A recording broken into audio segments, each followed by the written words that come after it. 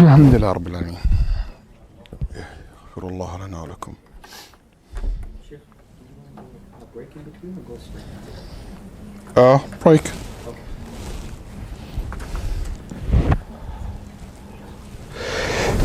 الحمد لله رب العالمين.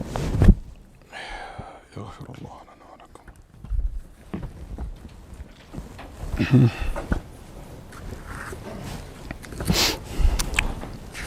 We are at page number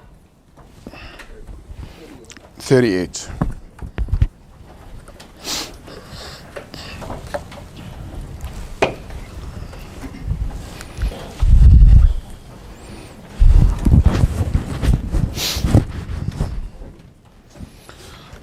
بسم الله الحمد لله والصلاة والسلام على رسول الله.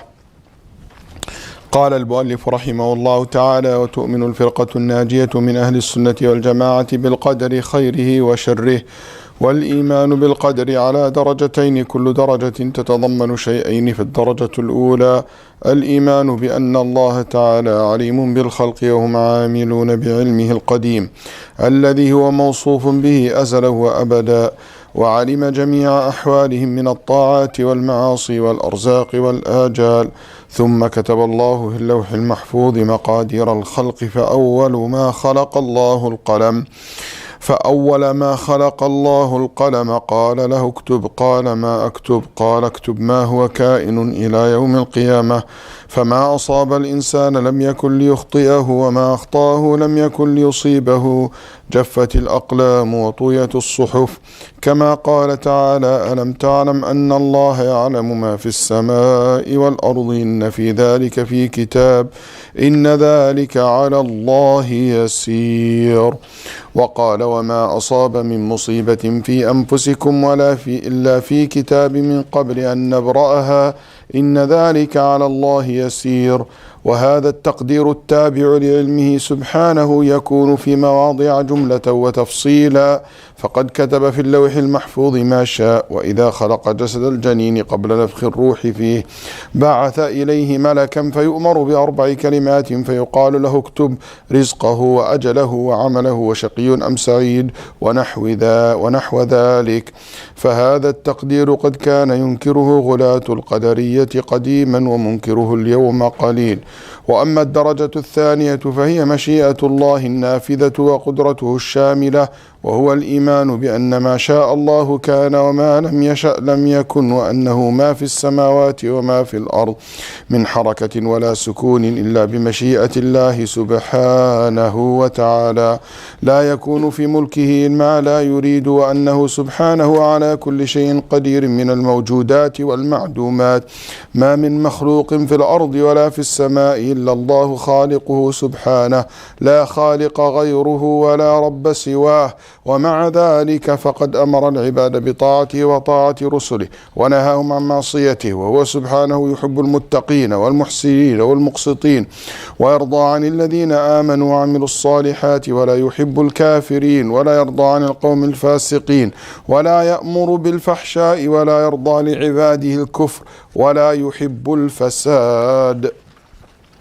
والعباد فاعلون حقيقة، والله خالق أفعالهم، والعبد هو المؤمن والكافر والبر والفاجر والمصلي والصائم، وللعباد قدرة على أعمالهم، ولهم إرادة، والله خالقهم وقدرتهم وإرادتهم. كما قال تعالى: لمن شاء منكم أن يستقيم، وما تشاءون إلا أن يشاء الله رب العالمين. وهذه الدرجة من القدر يكذب بها عامة القدرية الذين سماهم النبي صلى الله عليه وسلم مجوس هذه الأمة، ويغلو فيها قوم من أهل الإثبات حتى سلبوا العبد قدرته واختياره، ويخرجون عن أفعال الله وأحكامه حكمها ومصالحها. Okay, who will read the English translation? Who is my reader today? Hurry up, we don't have time. The saved group, the people of the Sunnah of the community, believe in Qadar, divine decree, whether good or bad. Believe that fate has two parts. Each part includes two things. The first part is... Hold on. Let me explain this before we read. Read what you just read slowly, okay? The saved group, the people of the Sunnah and of the community, believe in Qadr. The Sunnah and Jama'ah, no community. The Sunnah and Jama'ah. Community is a very poor translation. We've been talking about Al-Jama'ah means many things, and community is the worst translation I've ever heard of my life.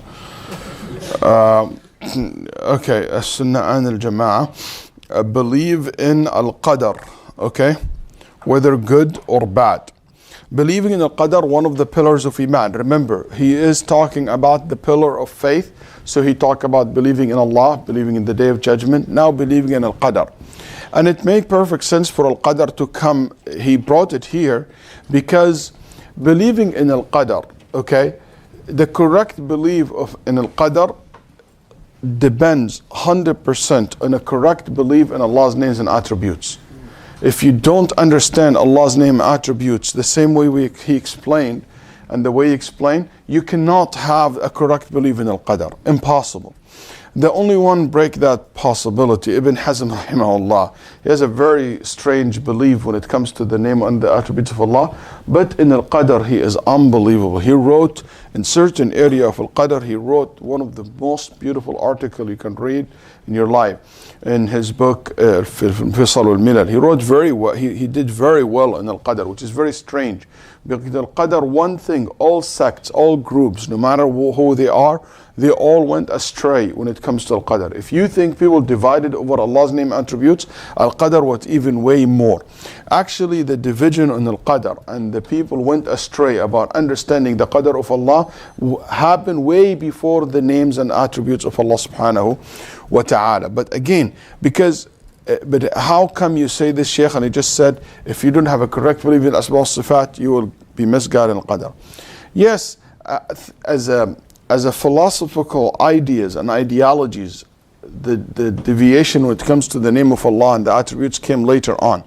But the idea of Al-Qadar basically came because the lack of good understanding of the nature of Allah subhanahu wa ta'ala.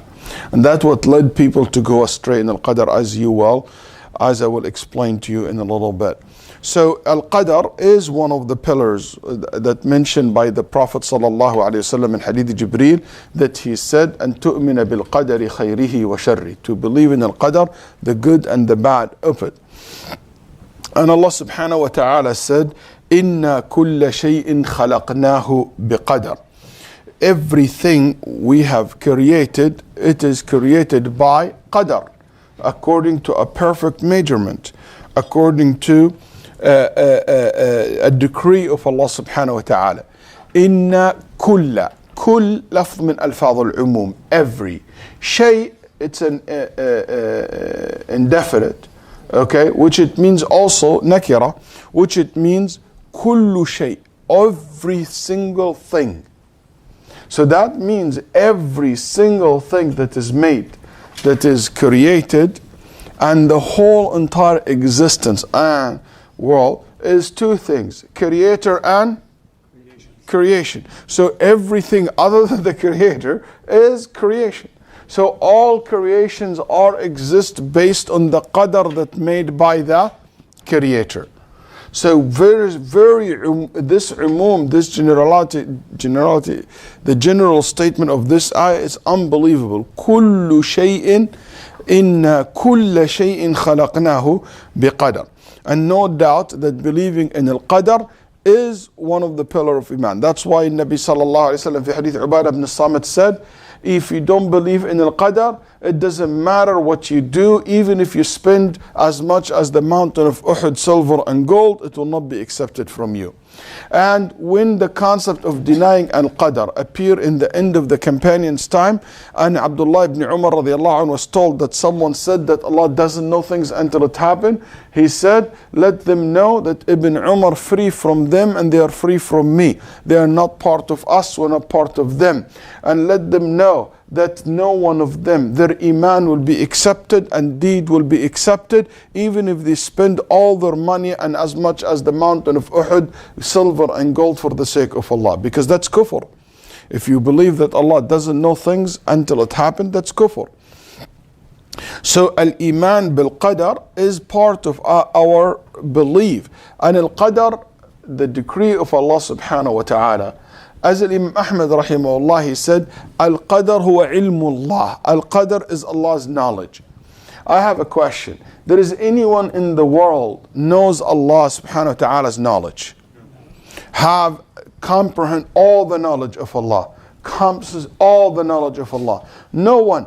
Because of this, no one ever can understand the qadr of everything.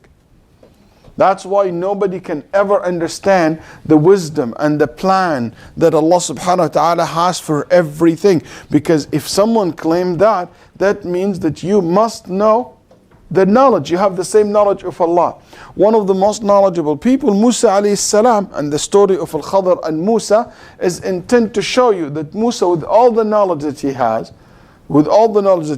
he couldn't figure out the qadr of Allah, the wisdom of Allah, why Allah made certain things and decreed certain things. Okay? And by the way, nobody can understand the secret behind Allah subhanahu wa ta'ala legislation and creation and the way He make things. You might know a little bit, but not everything. Okay, you might know some of the wisdoms, or you can figure out some of the wisdoms, but the ultimate wisdom, everything behind it, this is something basically beyond your imagination. And because of this, one of the main reasons for people to go astray when it comes to Al-Qadar is when people asking questions like, why? Why did he do this? Why did this? Isn't that dhulm? Isn't this not fair? Why God did this? Why God will do that? Why would He take us to hellfire? Why would He create people, then He take them to hellfire? Why would He do this? Why would He do that? This is basically aslul dalal. As Shaykh al-Islam rahimahullah said, this is the root of people getting misguided. وَأَصْلُ ضَلَالِ الْخَلْقِ مِنْ كُلِّ فِرْقَةٍ هُوَ الْخَوْضُ فِي فِعْلِ الْإِلَهِ بِعِلَّةٍ. Every single sect that went astray, it is because they try to understand or to explain why did God did this, why did He do that. And he mentioned this in a very beautiful poetry. It's called At-Ta'iyyah fil Qadar. At-Ta'iyyah, it's a poetry. At-Ta'iyyah, it means, you see, Nuniyya, Ta'iyyah, which it means that the last word in the line of the poetry, the last word, basically the rhyme word, would be Ta' marbuta. So every line is like Ta' marbuta. For the record, even though we don't have time, the most difficult poetry ever can be made in Arabic language, which is end with Ta' marbuta. That's the most difficult poetry ever can be made. Okay? And if you know, this is about what? It's about 300, almost 400 lines. Okay, 300 plus lines of Shaykh al-Islam. You know how this happened? He was sitting in front of his house and a Jewish man came to him from Damascus and he said, Dhimmiyu dinikum, he said, the dhimmi of your deen have a question. He's confused about it. Okay? And he want to ask you. And he made it in a poetry that end with ta' marbuta. Okay? He said, if God have decreed that I'm kafir, why He will punish me in the hellfire? Then he said, سؤالك سؤال معاند أصل البلية إبليس. He started replying instantly. The man said 4 lines. So Ibn Taymiyyah on the spot reply him with 300 plus lines. And in the same rhyme. And that rhyme is the most difficult one, which is ta'. Shaykhna Shaykh Abdul Rahman al-Dosari, or Shaykh Abdul Rahman rahimahullah, when he read the story and he read the 300 lines, 300 plus, he was so inspired by it. So he explained this poetry with another poetry. And his poetry was about 1800 lines. Also in the same rhyme with ta' marbuta. Rahimahullah ta'ala. Some people have talents. Okay. Anyway, so Al-Qadar, what is Al-Qadar? Al-Qadar comes from the word qaddara, which is mean plan perfectly. When you plan something perfectly. Okay? So Al-Qadar There is another word comes with it, which called Al-Qadar. Also not used in the Quran a lot, the word Al-Qadar. But the Quran never used the two words together. You will never find a verse in the Quran or put Al-Qadar wal Qadar together. Either Al-Qadar by itself or Qadar by itself. Even in Hadith al-Nabi sallallahu alayhi wa sallam, this term Al-Qadar wal Qadar is not in the Sunnah like that, together in that meaning, in that sense. This term Al-Qadar wal Qadar came very late even in the Sahaba. They never used that terms. Al-Qadar wal Qadar, the successors, the fall of the successors. For about 300 years you will not find Ahl al-Ilm ever use these terms, Al-Qadar wal Qadar. But later on became very famous, even it started by not necessarily from Ahl al-Sunnah, but it became commonly accepted by Ahl al-Sunnah wal Jama'ah. They use the word Al-Qadar wal Qadar. And I like using it because it's easy to explain it, to explain the term very well. So Al-Qadar wal Qadar, it is basically, the definition of it is like this. هو خلق الله للأشياء. Who Allah subhanahu wa ta'ala will create things, will make things happen. على حسب علمه, that Allah subhanahu wa ta'ala will create things according to His knowledge, according to what is written, with His will subhanahu wa ta'ala, by His order. So I'll say this again. So Allah subhanahu wa ta'ala create and make things happen according to His knowledge, what is written, and also with His will, by His order. So this definition combine five things. Number one, that everything is created. That's right. Number two, everything created according to the knowledge of Allah. Number three, so everything that Allah is aware of, He knows about it. Number three, that everything is written. Okay? Number four, that everything happened according to what?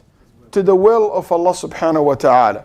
Number five, that these things are made and happen by the order of Allah. Be, and it became exist.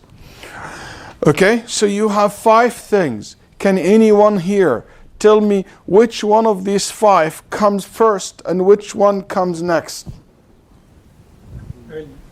The knowledge comes first. What else? Writing. What else? So, which one comes first? The writing or the knowledge? You can't write if it's written, it means known. That's right. So writing comes after know. So Allah knows things, wrote it down on the safe tablet for Lawh al-Mahfuz. Then what? You also have the will of Allah subhanahu wa ta'ala. Then order. Then the final stage, which is existence. Al-Qada, it means execution. Al-Qada, it's when you execute something perfectly. So how many of these five goes to Al-Qadar? Al-Qadar is to plan prior to the action. Al-Qada is to make the actions happening. So which one of these five goes to Al-Qadar and which one of these five goes to Al-Qada? Al-Qadar, which one goes to Al-Qadar? Knowledge. Writing. Will. Then when it comes to the execution, that the make things happen, it will be the order and the creation of it. That's right. The will of Allah subhanahu wa ta'ala half. Because Allah subhanahu wa ta'ala willed everything, and because He willed it, it's written. So the will even taking place before writing. Okay? So He willed it, that's why He wrote it. But when the time for things to happen, Allah subhanahu wa ta'ala also wanted now to happen. So that's another will. Okay? It's the result of the general one that He had subhanahu wa ta'ala before the creation of everything. And now, إِنَّمَا أَمْرُهُ إِذَا أَرَادَ شَيْئًا. His order, whenever He wants now something to happen, to say be. So that means the irada, the will of Allah subhanahu wa ta'ala, happened what time? in the same time of the existence of the creation. But also He willed it long time ago. That's why it's written in the safe tablet. That's why He said it will happen. You following? That's why it takes here and here. That's kind of split in between the two.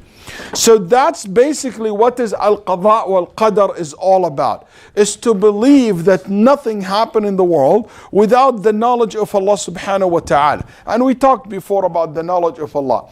Here, basically the knowledge of Allah subhanahu wa ta'ala is the first stage, then the writing of everything. This writing, it took place before the creation of the heavens and the earth. The Prophet ﷺ said 50,000 years before the creations of the heavens and the earth, Allah wrote everything. When He created the pen, He told the pen write, so the pen wrote everything that will happen.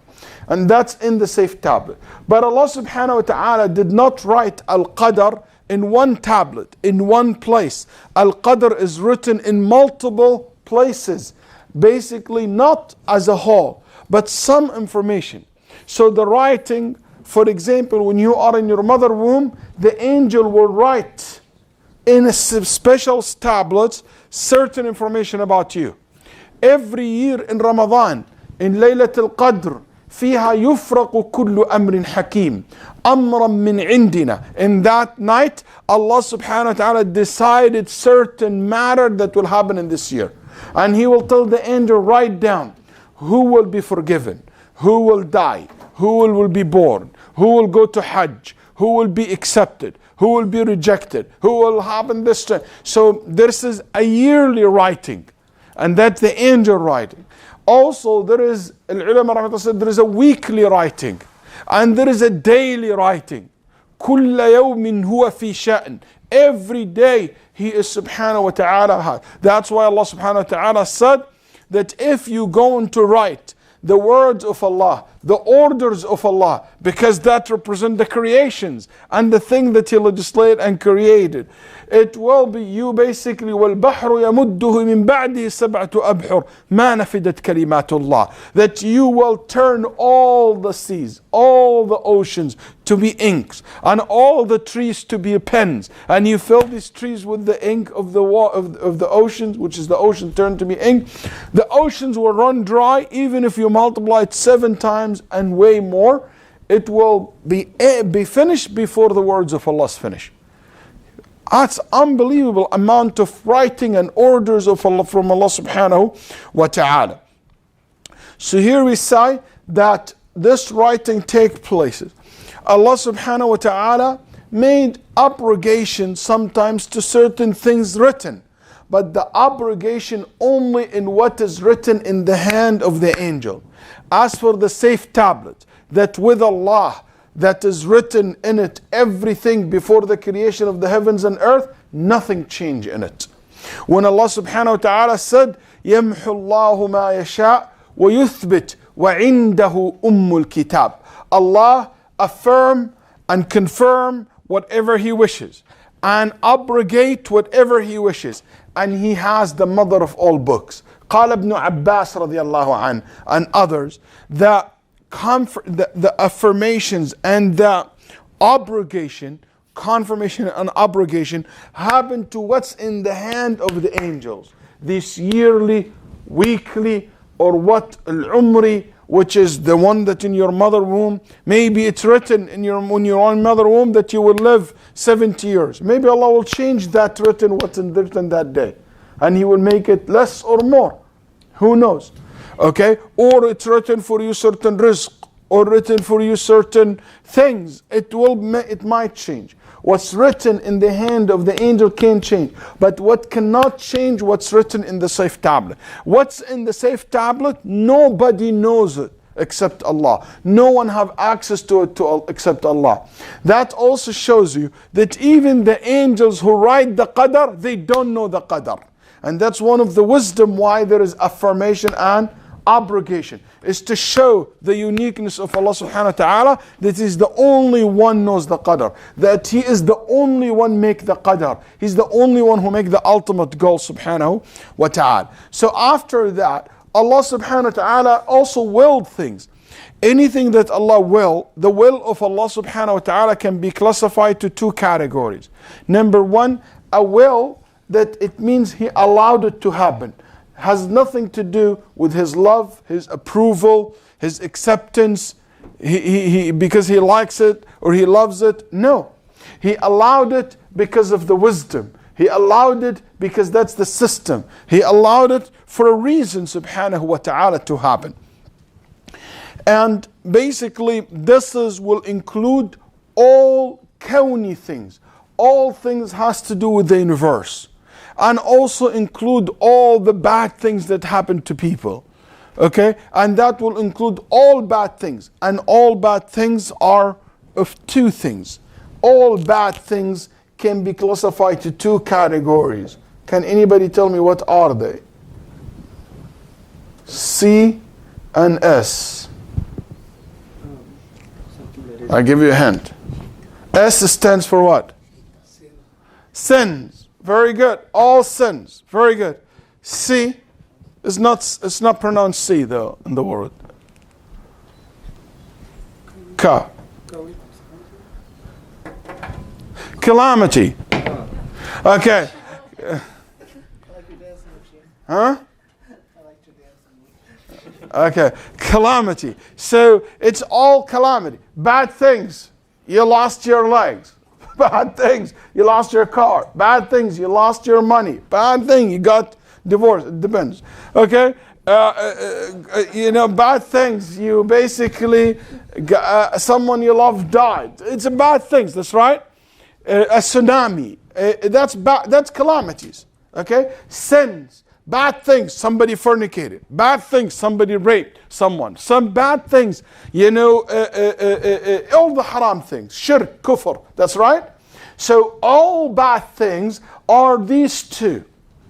All this happened by the will of Allah, which has nothing to do with His love. Not because He loved it, not because He wanted to happen, not because He liked to see children suffering, not because No, it is because a great wisdom behind it. There is a great wisdom. And the story of Al-Qadar alayhi salam shows that basically wisdom, a little bit of the wisdom of Allah. It's a bad thing for a child to be dead, to die. It's a bad thing for a ship to make a hole in it. That's right. It's a bad thing. But still, Allah subhanahu wa ta'ala show in the end how there is a great wisdom behind it. You have to, in order for you to know it is good or bad, you have to look at to the beginning and to the end. And nobody has that knowledge. To see the beginning of everything and the end of everything.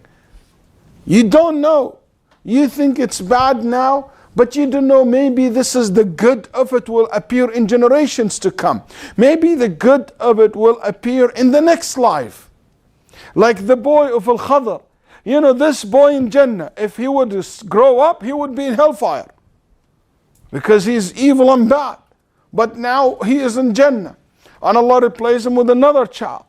So you don't know what is the end of Allah subhanahu wa ta'ala's action. So nobody can ever be judged. And again, if you're going to say, why didn't He make him righteous? It's not of your business. You have to know who you are and what is your size and what you're talking about. Again, we go back. Aslu kulli baliya, the root of every problem in the Qadar is when people start questioning God. Why did you do that? لا يسأل عما يفعل وهم يسألون. You cannot ask Allah subhanahu wa ta'ala about what He does. You the one who will be asked about what you did. In your day of judgment, you're not going to tell, oh Allah, why did you do that? You the one who will be asked, why did you do that? So here we go. We say that this is basically the will of Allah, which has nothing to do with the love or the acceptance, or it all include these bad things and non-bad things. Like what? Like, for example, you being black, her being white, her being brown, him being yellow, him being tall, short, him being Arabic tongue, or Desi tongue.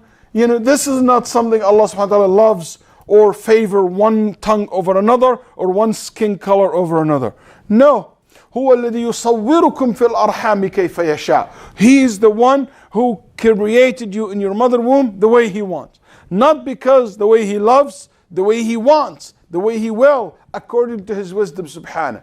He made the sun that far, or that the earth this way, or the animal look that way. You know, the zebra, has black and white, or white and black, however you want it. He made it not because He liked black and white, no, because He wanted to be that way. So what we're saying here, it is all these creation of Allah according to the wisdom of Allah subhanahu wa ta'ala. The will of Allah subhanahu wa ta'ala reach to the thing that is exist and non-exist, as you all learn a little bit. So then after that, Allah make the order, and that's a verbal order, be. Then things will be exist. And Allah created everything. Okay? And Allah subhanahu wa ta'ala created things. Basically everything in this world is created by Allah subhanahu wa ta'ala. It's either directly that Allah subhanahu wa ta'ala made it happen, or Allah subhanahu wa ta'ala created you, so whatever you do, it's the result of His creation of you. So yes, it is your action, but also belong to Allah because He made you. He made your will, He made your intention, He made your hand, so that's why you're using it. So it's attributed to Allah subhanahu wa ta'ala from one sense, and it's attributed to you from another sense.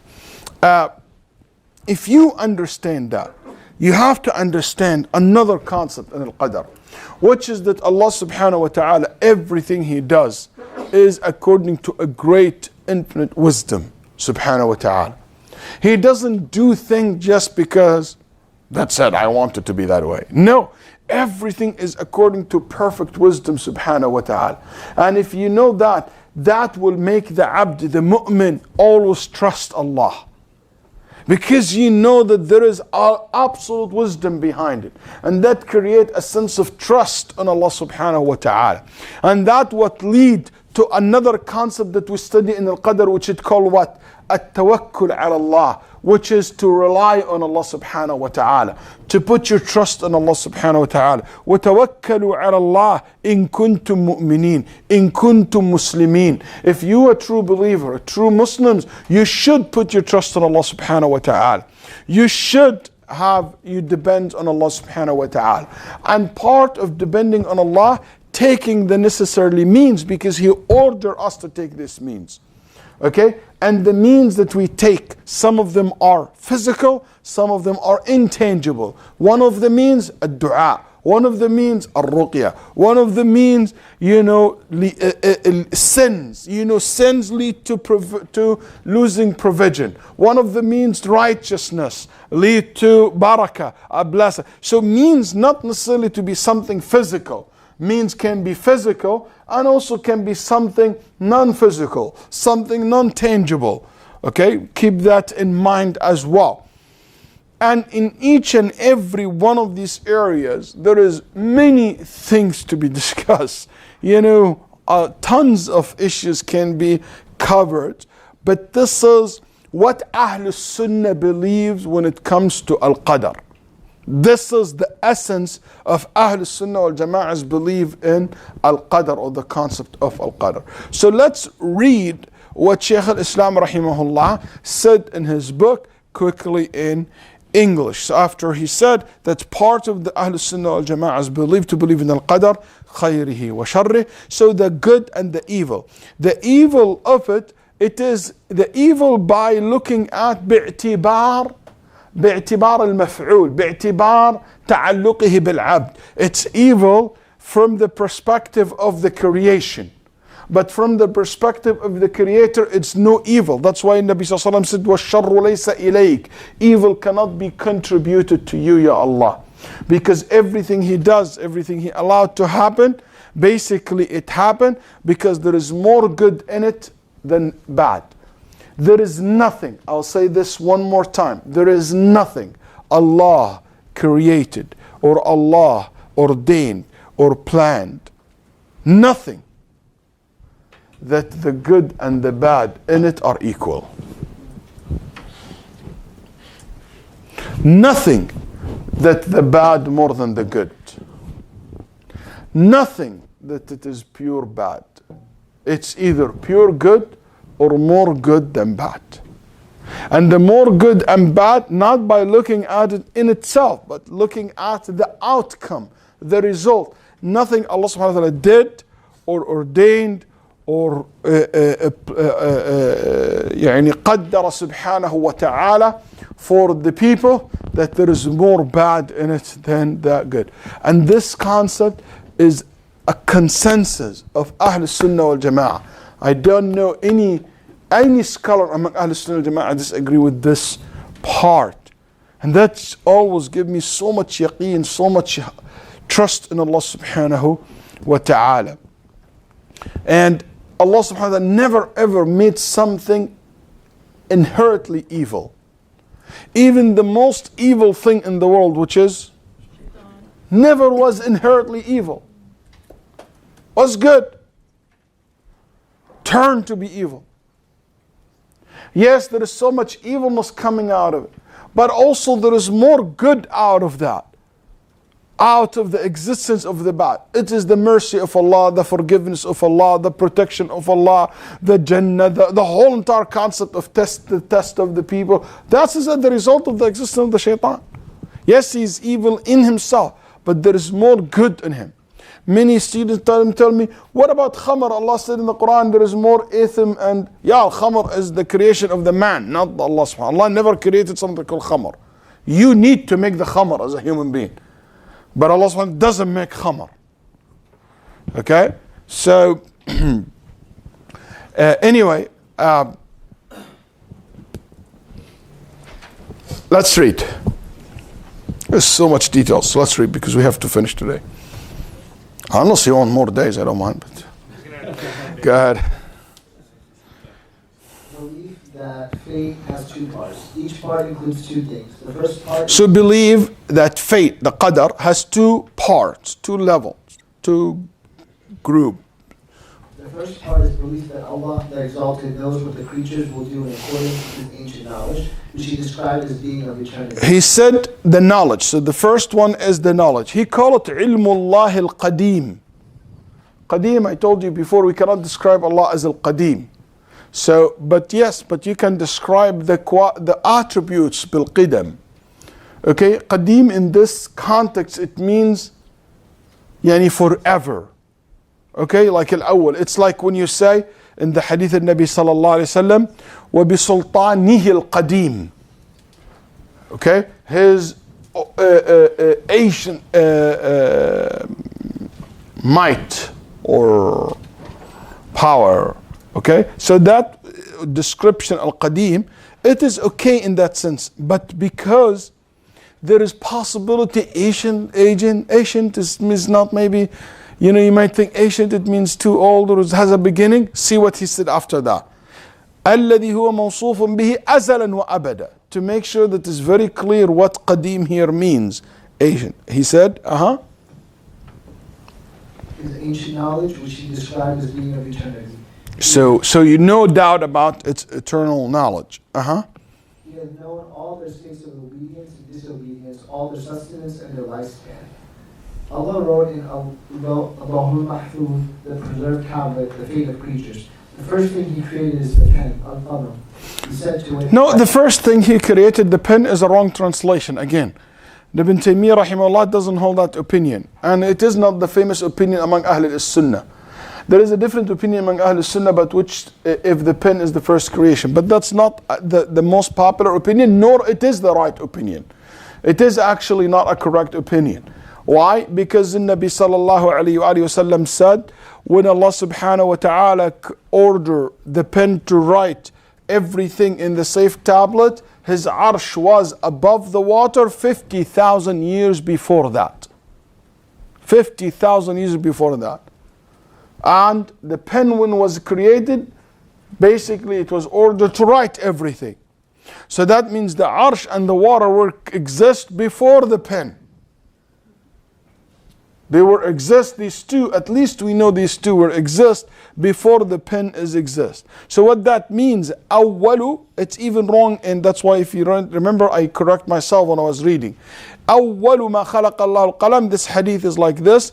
The first thing Allah created the pen. No, you will see a lot of Ahlul Hadith will say, this hadith it would said awwalu bil-dhamm, okay? According to the understanding of the narrator, but that's wrong understanding. The hadith has another narration, awwala ma khalaqa Allahu al-qalam, with fatha, which it means the first thing Allah told the pen to do after the creation of the pen, to write. So completely different meaning. It's like when I say, remember I said this about my daughter, Layla, when she was here 3, 4, 5, 6 days ago, whatever that time was. When someone entered from the room, I said, the first thing I told that person to read. It doesn't mean that this is the first person to enter the room. It means the first order was given to that person is to read. Do you understand? You understand the difference? So the first is referring to the first order was given to the pen. First is not referring to the pen as the first thing exists. You understand?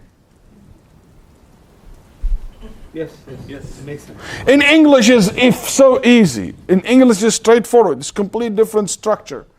But in Arabic is the catch, is a little bit hard. But in English is straightforward point. There is a difference in English between me saying the first thing is created is the pen.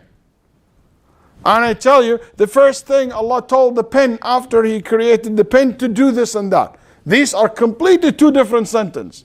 Give completely two different meanings. That's right? They are not confusing. In Arabic, it's not as clear like you guys have it in English. والناس مختلفون في القلم الذي كتب القضاء به من الديان هل كان قبل العرش أو هو بعده قولان عند أبي العلا الهمذاني والحق أن العرش قبل لأنه عند الكتابة كان ذا أركان. Ibn al-Qayyim rahimahullah said the truth that al-arsh was exist prior to the writing, which it shows you prior to the existence of the pen. Anyway,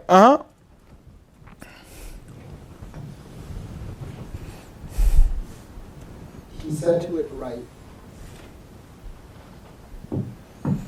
He said to it, right. It said, what shall I write? He said, write what will take place until the day of judgment. Whatever is to strike a human, whatever. So this is basically the first degree, it's the ilm and the writing together.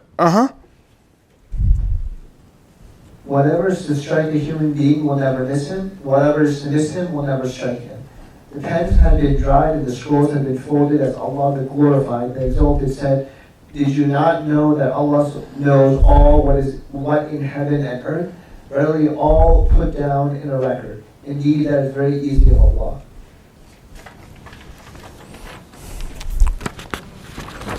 And He said, no disaster befalls earth, but it is in a record before we created it. Indeed, it is easy of Allah. This predestination which belongs to His knowledge, may He be glorified, is in some places summarized and in others detailed. Sometimes the concept of time make it easy for you to accept the calamity. Do you agree? Yes. Okay, who's a doctor here? Abdullah or Dr. Arsalan? What's the word? You got a patient. You examine the patient, he said. The test right now shows that you have a cancers in your eyes. Right now, you just find out right now how terrifying this is. Versus, it looks like for sometimes you've been developing, it's been for a while that you have this tumor in the back of your eyes. It's been there for a while, and it looks like something of concern, could be a cancer.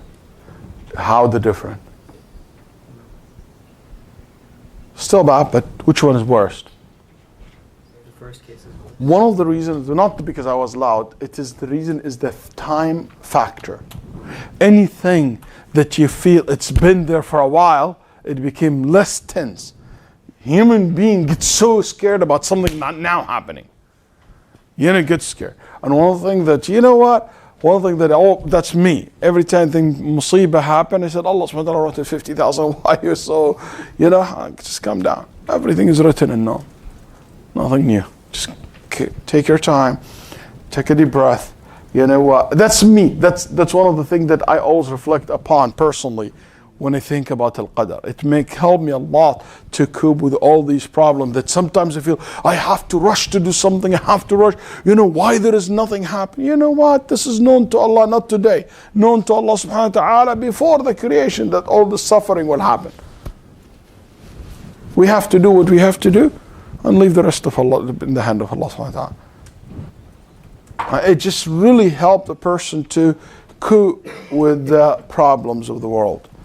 Yes, go ahead.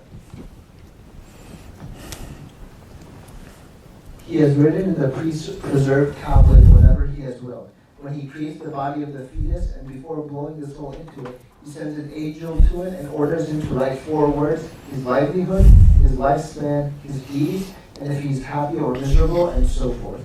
This kind of predestination was rejected by extremist Qadariyah of the past. But these days, very few reject it. In the previous days, who denied that Allah knows things until it happened. This was not an ideology of a specific sector group, but individual came up with this idea. They said Allah doesn't know things until it happened. If you deny, obviously, the knowledge, you will deny what? Allah. No, the writing as well. You will not, and you will deny the will as well, the previous will. So they don't believe in that, and that's no doubt it is kufr. It is a kufr. He said, and very few people still told that believe. Okay, alhamdulillah that this opinion kind of disappeared through history. Yes. The second step is the executed will of Allah and His inclusive ability.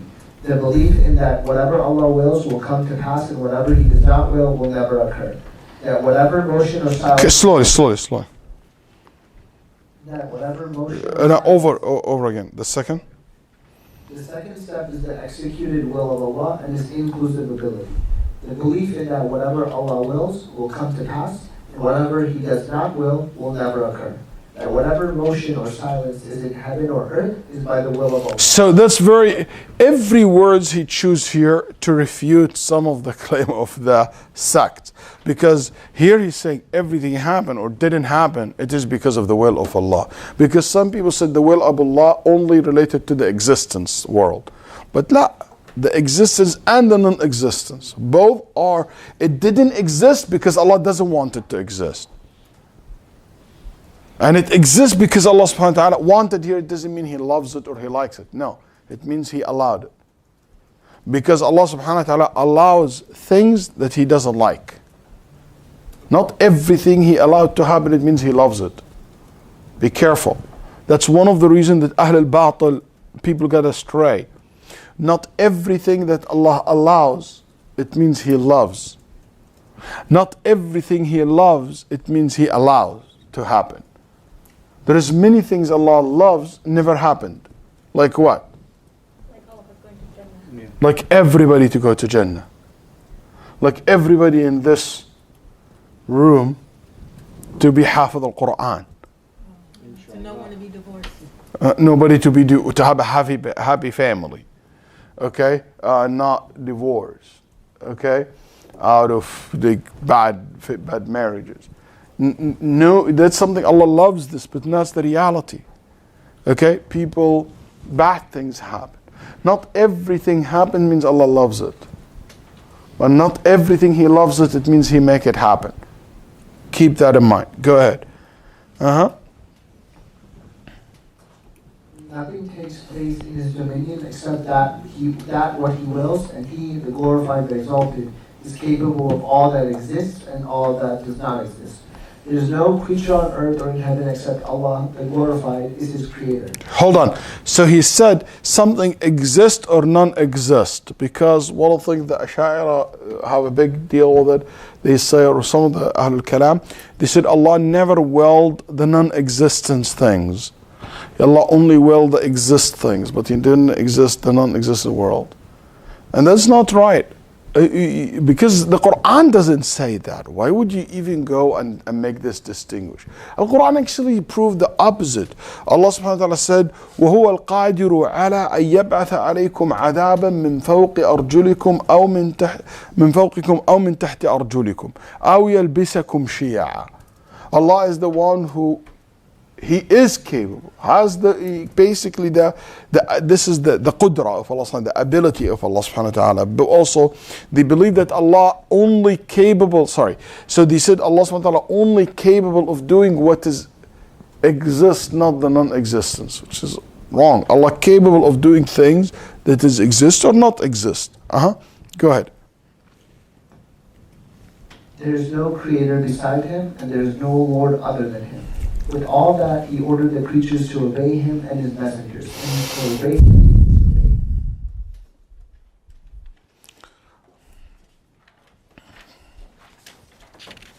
We just He is come. glorified above the pious, the doers of good and the just. He is pleased with those who believe and do good deeds. So here to refute the concept of some people who said that Allah doesn't create our action. We create our own actions. Okay? And also other people said, no, Allah subhanahu wa ta'ala is the doer of our actions. We don't do anything. We don't have will. So everything we do, it's Allah subhanahu wa ta'ala is the one who's doing it. So He's saying,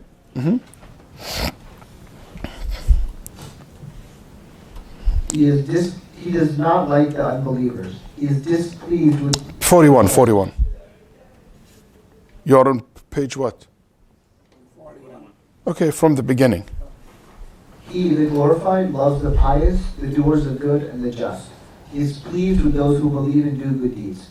He does not like unbelievers. He is displeased with transgressors. He does not ordain immortality. He does not wish belief for Hold on.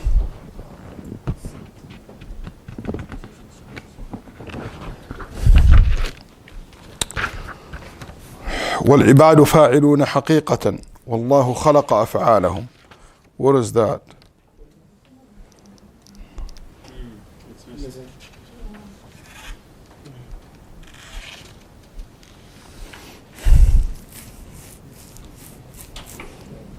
Okay. Creatures and performers from there. Go to page 40.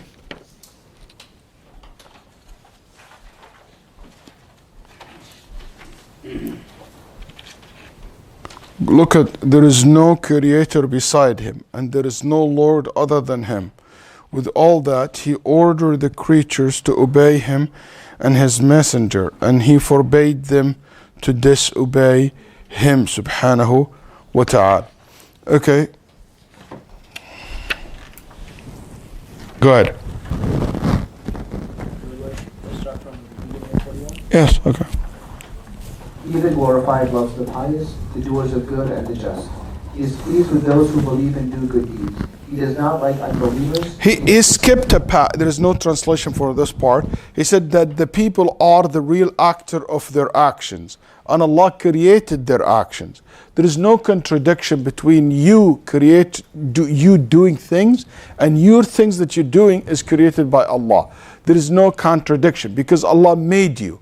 Allah made your heart, made your vein, made your blood, made everything in you. So everything you do belongs to Him in that sense that He created you. But everything you do belongs to you because it's your own will that make that decision. He is pleased with those who believe and do good deeds. He does not like unbelievers. He is displeased with transgressors. He does not ordain immortality. He does not wish disbelief for His creatures, and He does not like corruption. That goes back to the concept I told you. Not everything He wills, it means He loves. There's a difference between His love and His will. Okay? He loves what He legislate. And what He legislate and what He want people to follow from the Sharia is not something that He force people into it. It has to be your own choice. You make that decision, you make that choice to earn Allah subhanahu wa ta'ala's love. creatures or the performers in reality, but Allah is the creator of their deeds. Mhm. The human being is the believer and the unbeliever, the righteous and the wicked. The praying and the fasting, the ibad, human beings have power over their actions and they have their own will. But Allah is their creator and the creator of their power and their will, as He the Exalted has said, to whomever of you wills it, follow the straight path. You will have no will unless Allah, the Lord of the universe, so wills. This degree of predestination is rejected by most of the Qadariyah, those whom the Prophet, peace be upon him, called the fire worshippers, the Jews of this Ummah, Islam. Others who affirm this attribute of Allah exaggerate it to the extent of stripping the human being of his power and his choice, taking the wisdom and advantage from Allah's acts and rules. So he said that this is basically that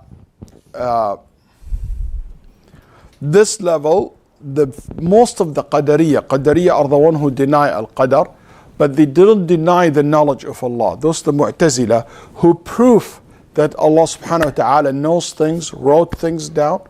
Even the Mu'tazila believe those who deny the ilm are kuffar. So the Mu'tazila didn't take that. But the Mu'tazila didn't believe in what we call in the beginning Al-Qadar. So they have a problem with saying that Allah created the people's actions. Okay? And this whole reason why they deny that Allah created people's action, because they said if He created your action, it means He will be responsible for your action, which is not necessarily the true. And I give you the example of the gun, and just to make it understandable for you. Also, in Nabi Sallallahu Alaihi Wasallam, he's mentioned, this is the Qadariyah that the Nabi called them Majusu Hadihi al-Ummah. Why he called them the Magan of this Ummah, the Majus. The Majus or the Magan, because they believe in two gods. A God of light and a God of darkness. A God who is responsible for good and a God who is responsible for bad. So those people who said, why do you create your own deeds? They said, because you the creator of your own bad deeds. But the good thing happened, it is Allah the creator for it. So they had the same concept. One create the good and one create the bad. So this is there is debate about the authenticity of this hadith. Okay, this hadith came in Sunnah min hadith Ibn Umar and others, and wallahu a'lam, it is there is weakness in the hadith. You know, I'm not sure if I would agree with the authenticity of the hadith. The best I can cite will be Hasan, يعني, or Hasan لغيره even, يعني a sound hadith. But the hadith is, majority of Ahl al-Hadith will consider it weak. Anyway, it's a statement by some of the scholars, mursal. It's an authentic as a mursal. طيب. Break. Let's finish this point, then we have a break. Read the last part after this, which is after the Majus Hadil Ummah, yeah? Others who affirm this attribute of Allah exaggerated to the extent of stripping the human being of his power and his choice. So some people affirm the Qadar, affirm that Allah is creator, affirm the will of Allah, but they strip the human being from the will, strip the human being from their will.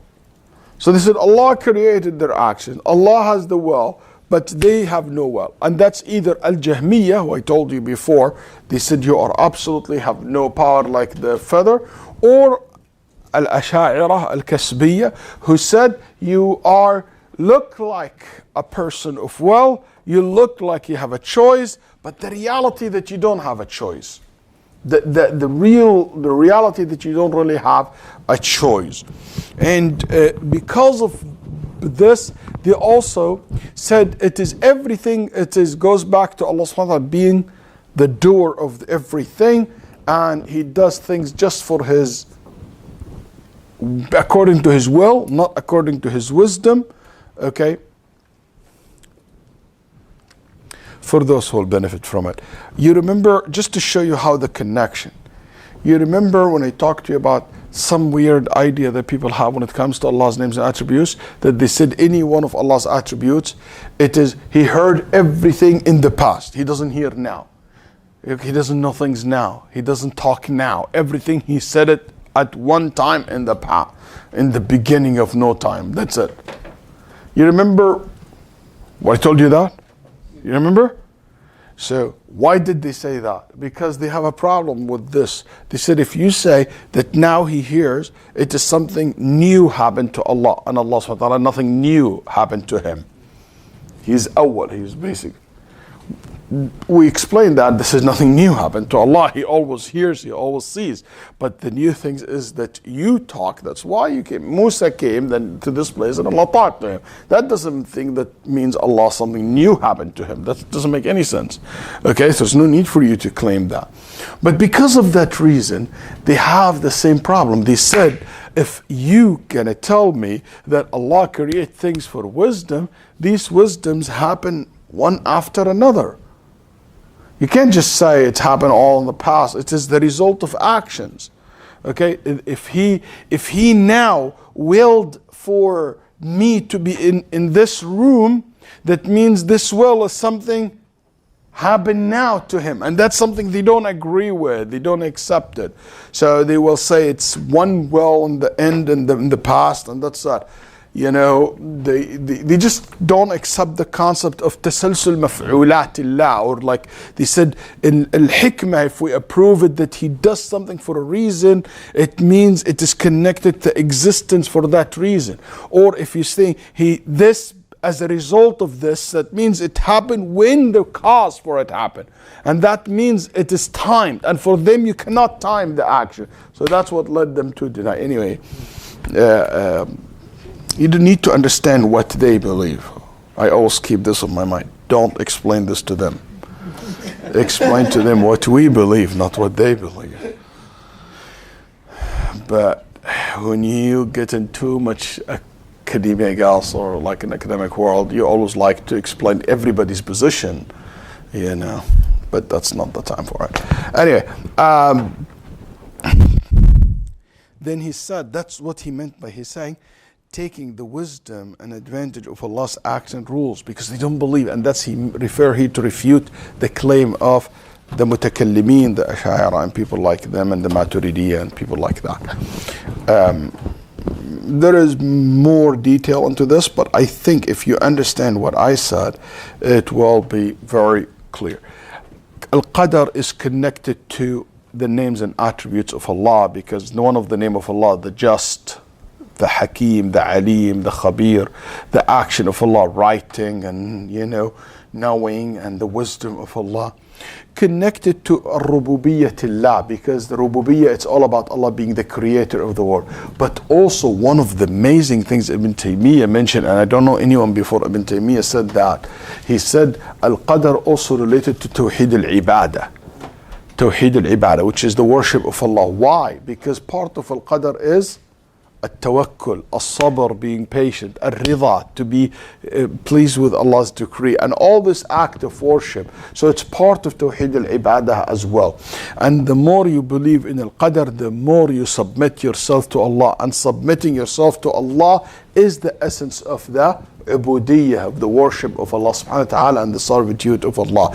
And he talked a lot about this in Al-Iraqiyyah, in Al-Aqeedah Al-Tadmuriyyah, in many of his books, rahimahullah, which is, I thought, it's one of the most unique points that he made, rahimahullah ta'ala, in regard to the concept of Al-Qadar. We will have a break for 3 minutes after your questions. What role does hasad play, the evil eye play in Qadar? It's one of the means. So it's one of the means that cause things to happen. So one of the means to counter this is to basically make ruqya for yourself, keep the adhkar, keep the salah, the dua, and so forth. So this qadar happened because of a reason. The means was the hasad, or the evil eye, or whatever it is. But it could be not affected because Allah never decreed that upon you. Only one question, but we're going to have a break for 3 minutes, then we come back, inshallah ta'ala. Assalamualaikum. If you didn't pick up the ijazah form yesterday, you can come to the front and get it. And in this 3 minutes, I can sign it for you, so we can get everybody done. You have to come and do it. Yeah, just write your name before you come. And I have a few here. yeah, give it to me. And I have something here too. Oh, wow. MashaAllah.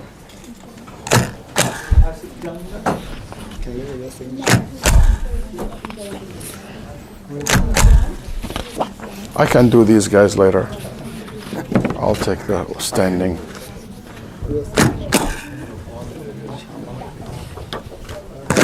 Take a picture, sir. Sure.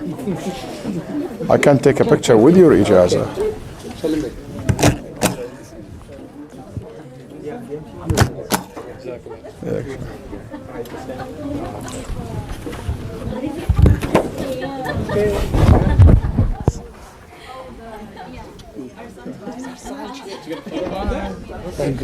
Thank you, Shaykh. Jazakallah khair. Give me, I'll sign it. I didn't do it yet. Didn't stamp it. These are empty. The empty ones are over there. Yes. Thank you. Jazakallah khair. Yeah, come, just come on. Yeah, shot.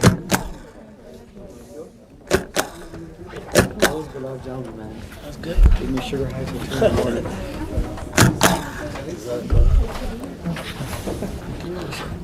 What? No, there's biscuits. Thank you. There's biscuit things. They're really good. Reaction. Right? Yeah, that's what happened.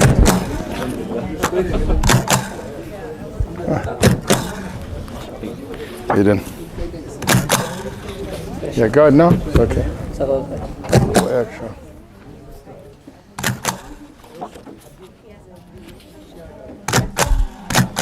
No, I don't have any.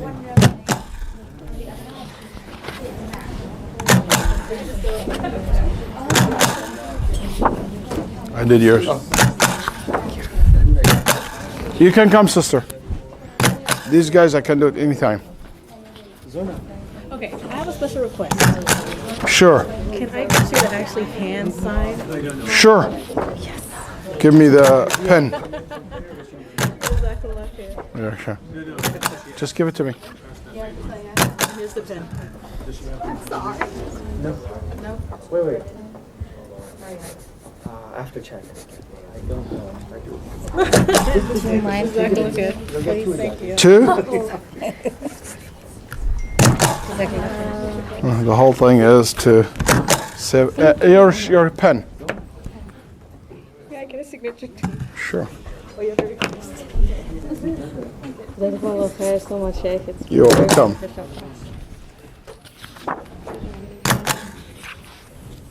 This one is mine and Sister Aisha. Couldn't make it today. Okay. You mean to sign it too? Yes, please. Thank you. You're welcome.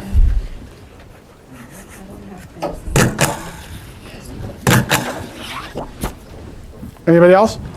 Yeah. Go ahead. May I get your signature actually? Sure.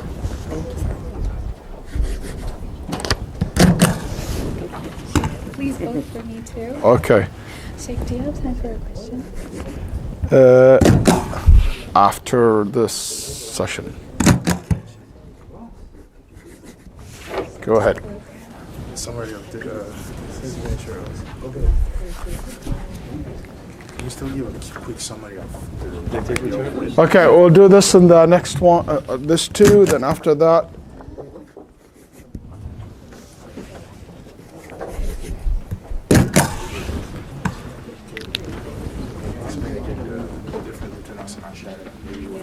Of what? in terms of willing in the past and willing now, who holds the opinion of being will in the past? They said it's only willed in the past.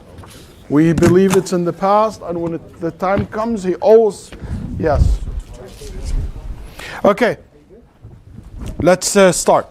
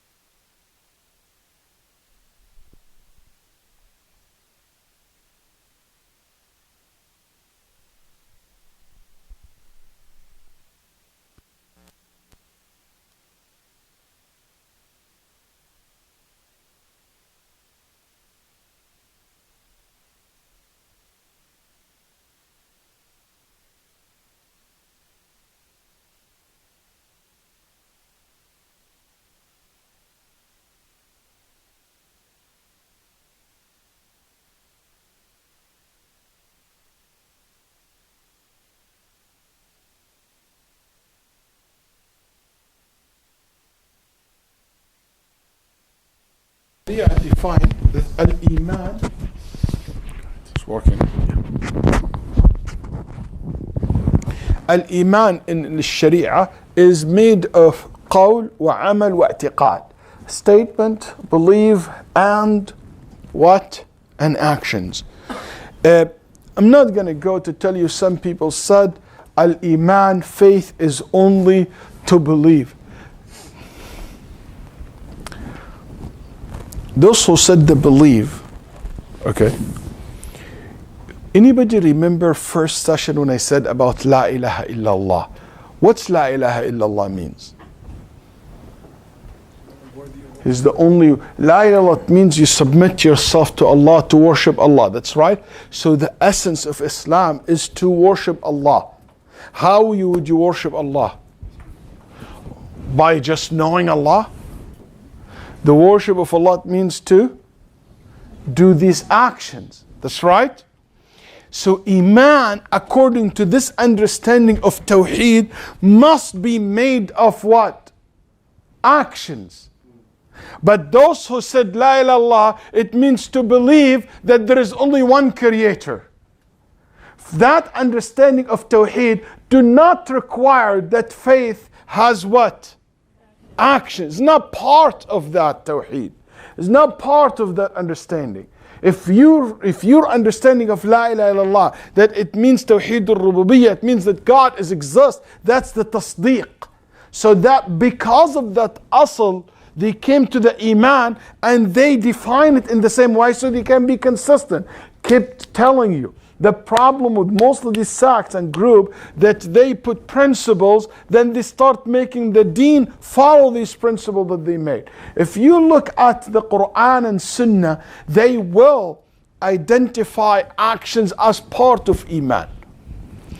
And those people who went astray from Ahl Sunnah wal Jama'ah, the reason for them to go astray is different. There is some people went astray because most of them always they go back to these principles that they made, but some of them are closer to the Sunnah than others. Some of them they went astray not because they have this bid'i principles. They went astray in this area because they also look at certain evidence in the Quran and Sunnah and they understood it in the wrong way. And among those people, great scholars in Islam like Hamad ibn Abi Sulaiman and Abi Hanifa rahimahullah, who had this idea that at least Abu Hanifa for certain time in his life, and we do believe that Abu Hanifa changed his position from this, which is they thought that al-Iman actions are not part of Iman. But not because they have the principle of Ahl al-Bid'ah. No. That they thought al-Iman necessitate actions. But actions not part of it. Why? They said because Allah subhanahu wa ta'ala said in the Quran many times, what? الَّذِينَ آمَنُوا وَعَمِلُوا الصَّالِحَاتِ. Those who believe and did good deeds. So they said Allah differentiate between Iman and عَمِلُوا الصَّالِحَاتِ. So they thought that this is a distinguish between the two. But that's not the position of a Salaf before Abu Hanifa rahimahullah and the great scholars of Hamad ibn Abi Sulaiman was a great scholar and the people of his peers at that time. They said no, and prior to him, the greater scholar than him. They said no. When Allah subhanahu wa ta'ala said, Amanu, believe and did good, not to say that deeds are not part of Iman. Because al-atf, when you say and, لا يعني المغايرة في الذات. لا تعني المغايرة في الذوات. It doesn't mean that these are two different entities. It means that this part of this, but I mention it to show the importance of it. Like when Allah subhanahu wa ta'ala mentioned the angels, then he followed by the angel said, وَمَلَائِكَةِ وَجِبْرِيلِ and Jibreel. Not because Jibreel is not an angel. When he said angels and Jibreel, it doesn't mean Jibreel is not an angel, but he mentioned Jibreel to show the importance of Jibreel.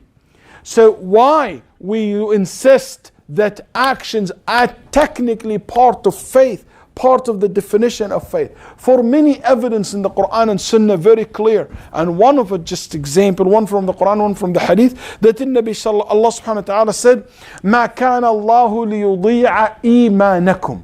Allah will never let your iman to go to waste. What is iman here? Is the prayer. Yani Allah will not let your iman to go what? To waste. That's right. So here, this is referring to what? To the salah that it was done to Bayt al-Maqdis. It will not go to waste. Calling salah iman, we call this tasmiyatul juz wa iradatul kull. That Allah mentioned part of something and He meant the whole thing. Or Allah subhanahu wa ta'ala will basically mention something and He mentioned referring to part of it. So here, because as-salah is part of iman, Allah subhanahu wa ta'ala used that basically term.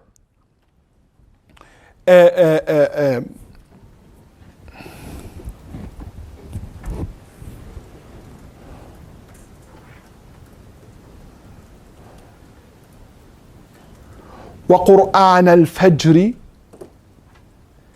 إن قرآن الفجر كان مشهودا. The Quran of Al-Fajr is witnessed by Allah. Question: Allah witnessed the whole Salah or only the Quran?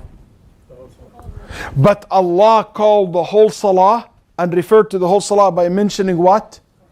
Part of the Salah, which is the Quran. That's right. Same thing. When Allah subhanahu wa ta'ala said, مَا كَانَ اللَّهُ لِيُضِيعَ إِيمَانَكُمْ, He mentioned basically al-iman, as-salah, and He meant by that al-iman. Okay? Or al-iman to refer to the salah, because it is part of each other's. You cannot separate them from each other. And you only use these terms if they are technically and literally part of each other's. That's why this verse is very clear. It is a big issue for Ahl Sunnah, because Ahl Sunnah al-Jama'ah said, you cannot separate actions from belief, from tasdeeq. You cannot separate the two together. Can you imagine if I say Allahu Akbar and I have no belief? Would that call salah? I don't believe in it. Is that called salah? So those who said al-iman is a tasdeeq without action, they can say that, but the reality that cannot be exist. They are part, every action there is iman behind it. There is a faith behind it. And every faith, in order for it to be true faith, has to be translated to action. You cannot separate these two together. That's why Nabi Sallallahu Alaihi Wasallam said, أَتَدْرُونَ مَا الْإِيمَانُ بِاللَّهِ وَحْدَهُ. Do you want to know what is al-iman? And he mentioned action, as-salah. في وفد بني عبد قيس, he mentioned as-salah, sallallahu alayhi wa alihi wa sallam. And he mentioned أركان الإسلام, الزكاة, صوم رمضان, حج البيت, إيتاء الخمس من المغنم. Okay, so he said, Nabi Sallallahu Alaihi Wasallam said, al-iman bid'un wa sab'una shu'bah. Al-iman, 70 plus branches. So these branches are making al-iman. Al-iman made of 70. Then he mentioned La ilaha illallah, which is the statement. Al-haya, which is the action of the heart. And imatatul adha an al-tariq, which is an action by the limbs to remove.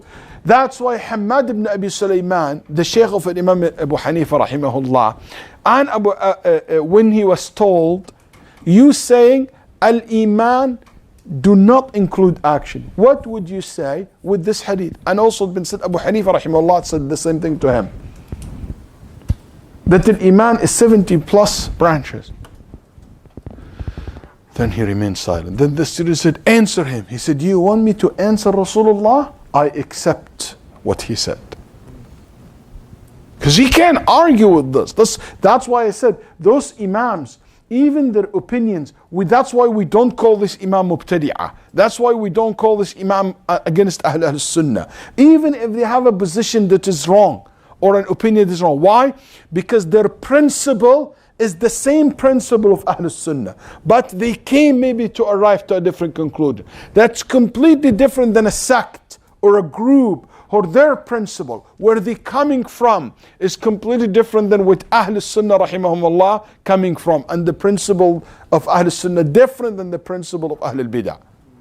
So that's why we don't call these Imams or Ulama among Ahl Bidah or Mubtadi'ah or anything of that nature, as some ignorant people might say or do or cross the line. Anyway, the main reason a lot of people don't want to put the action as part of Iman. Why?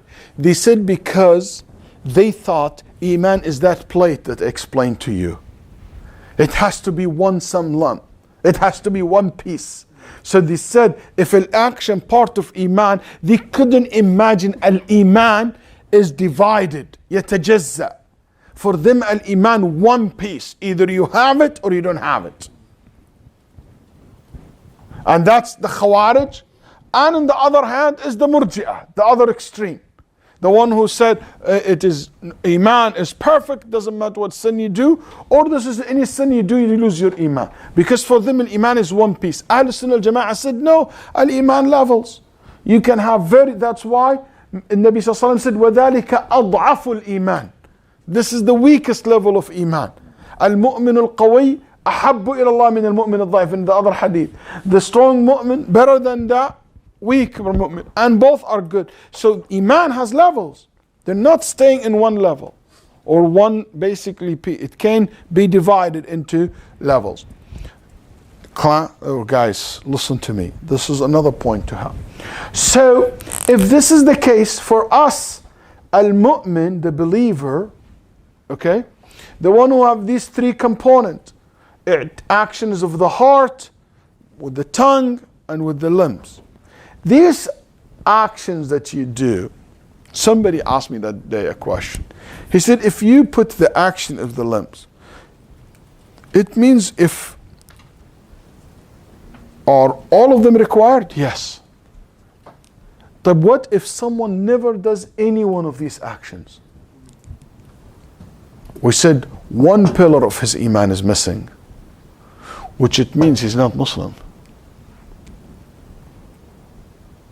The only case that it can be imagined for someone who is called Muslim, but he never does anything. Someone said, Ashhadu an la ilaha illallah, da Muhammad Rasulullah. Boom, mate. You got a heart attack and die. But for someone to say, I'm Muslim, and does zero, that's impossible. That's impossible to be exist. The only thing exists, someone saying a Muslim and he died immediately, or he never told anything about Islam.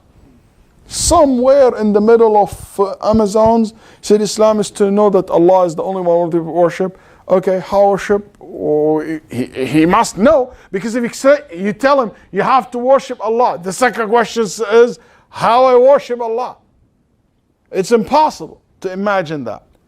Okay, so that's why when people say in America, practicing Muslim, non-practicing Muslim, every Muslim must practice something.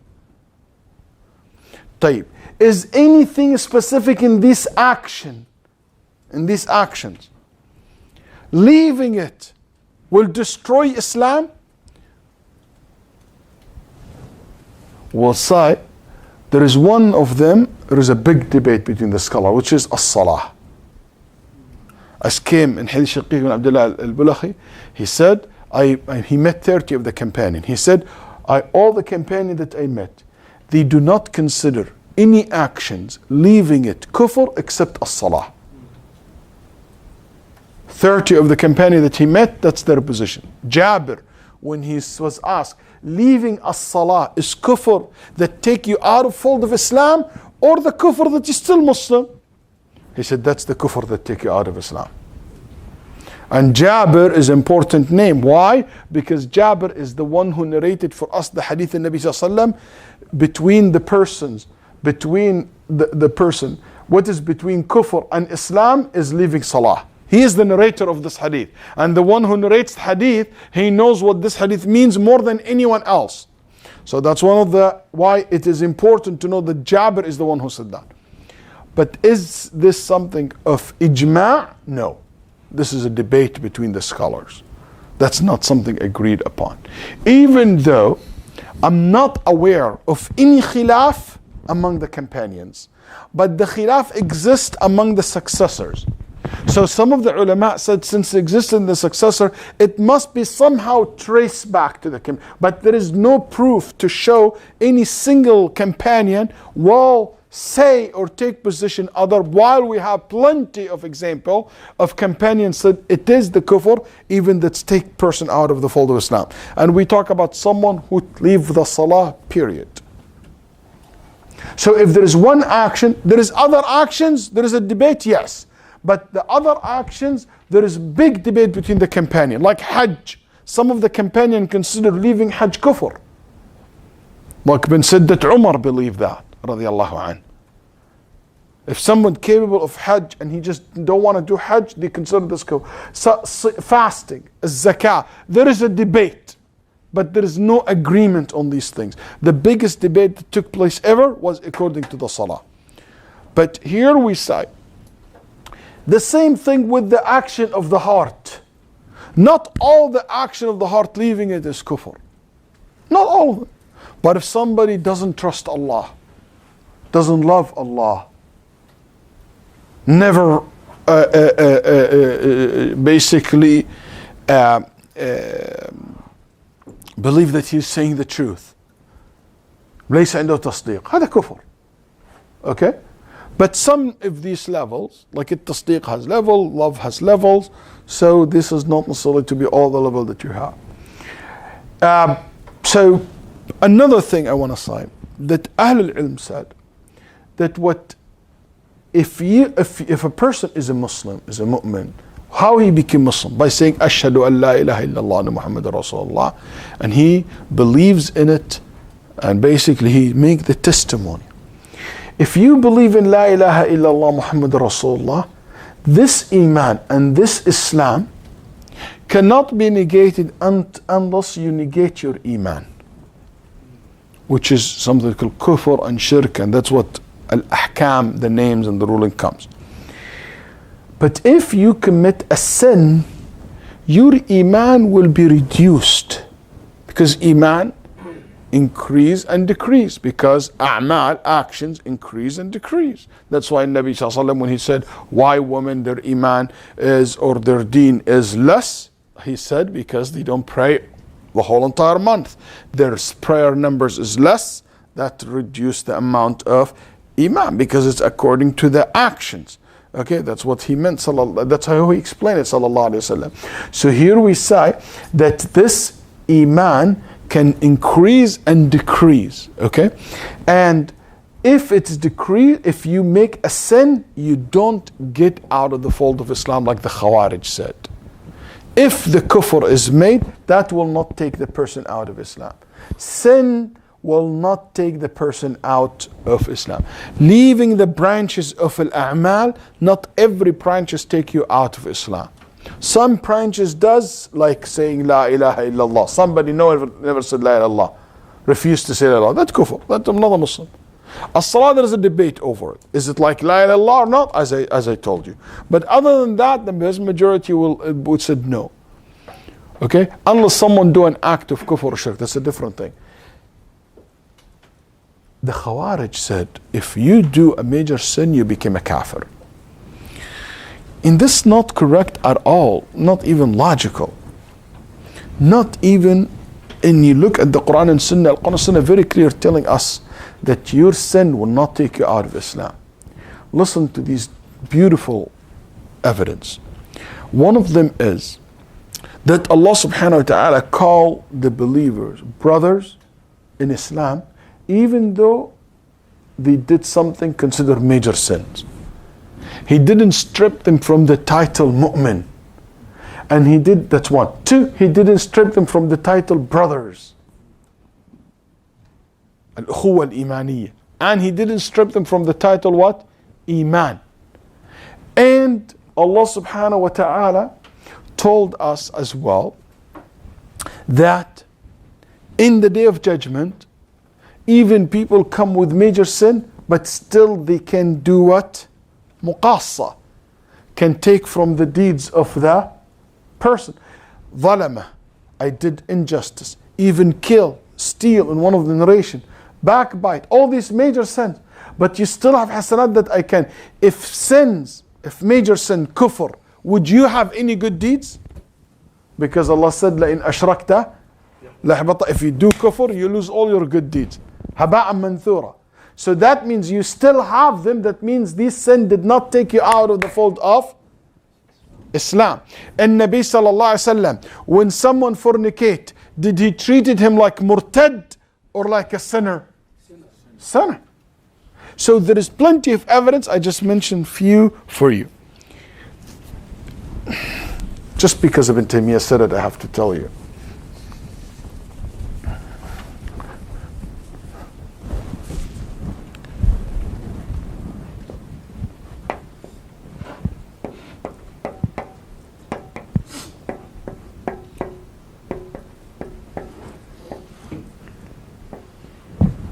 There is something called mutlaq al-iman, and there is something called al-iman al-mutlaq. Al-iman al-mutlaq, it means iman is perfect, complete iman. Al-mutlaq al-iman, it means the essence of iman. This is the minimum, and this is the maximum.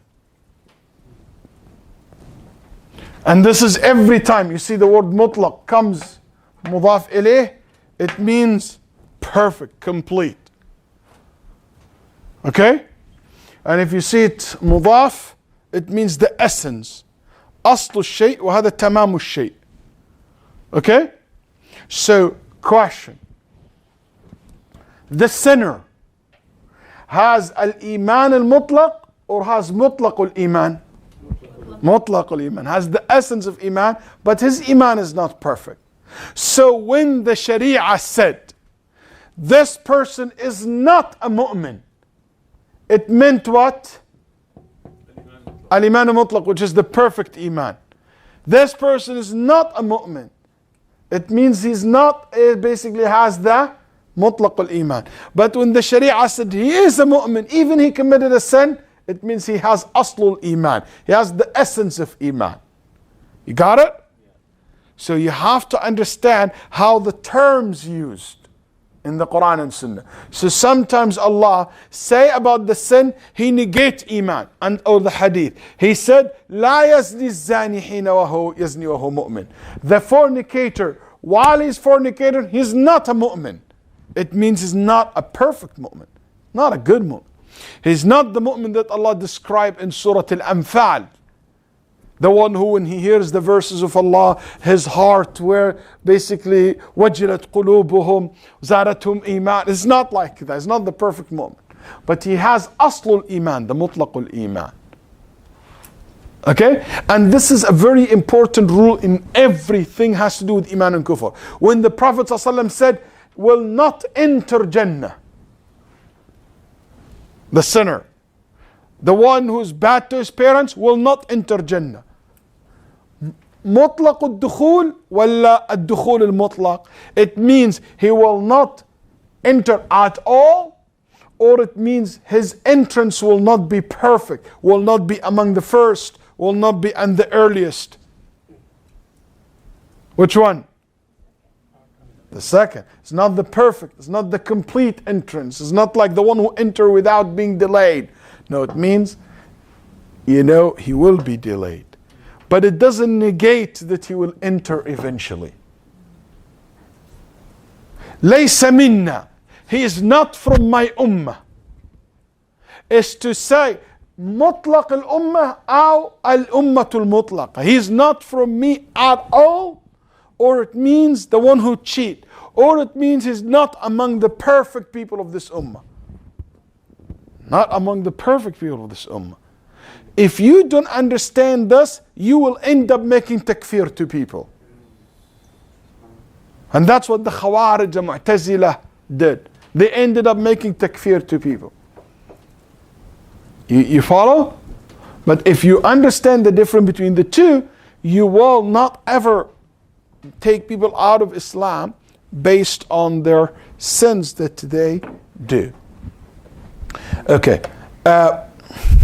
Read. And the action of the heart, the tongue, and the limbs. And that faith increases with obedience and decreases with disobedience.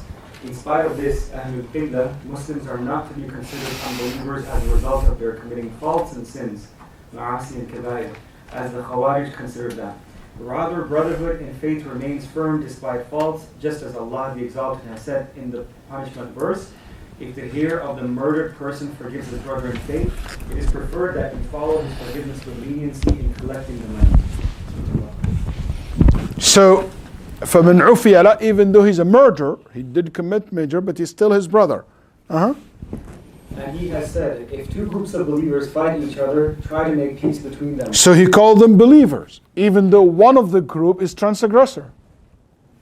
However, if one of them attacks the other and refuses to make peace, fight the attackers until they return to the ordinance of Allah. Then if they return, make peace between them justly and act equitably. Indeed, Allah loves the equitable. Believers are indeed brothers, therefore make peace between your brothers. So he called them believers, again, and brothers.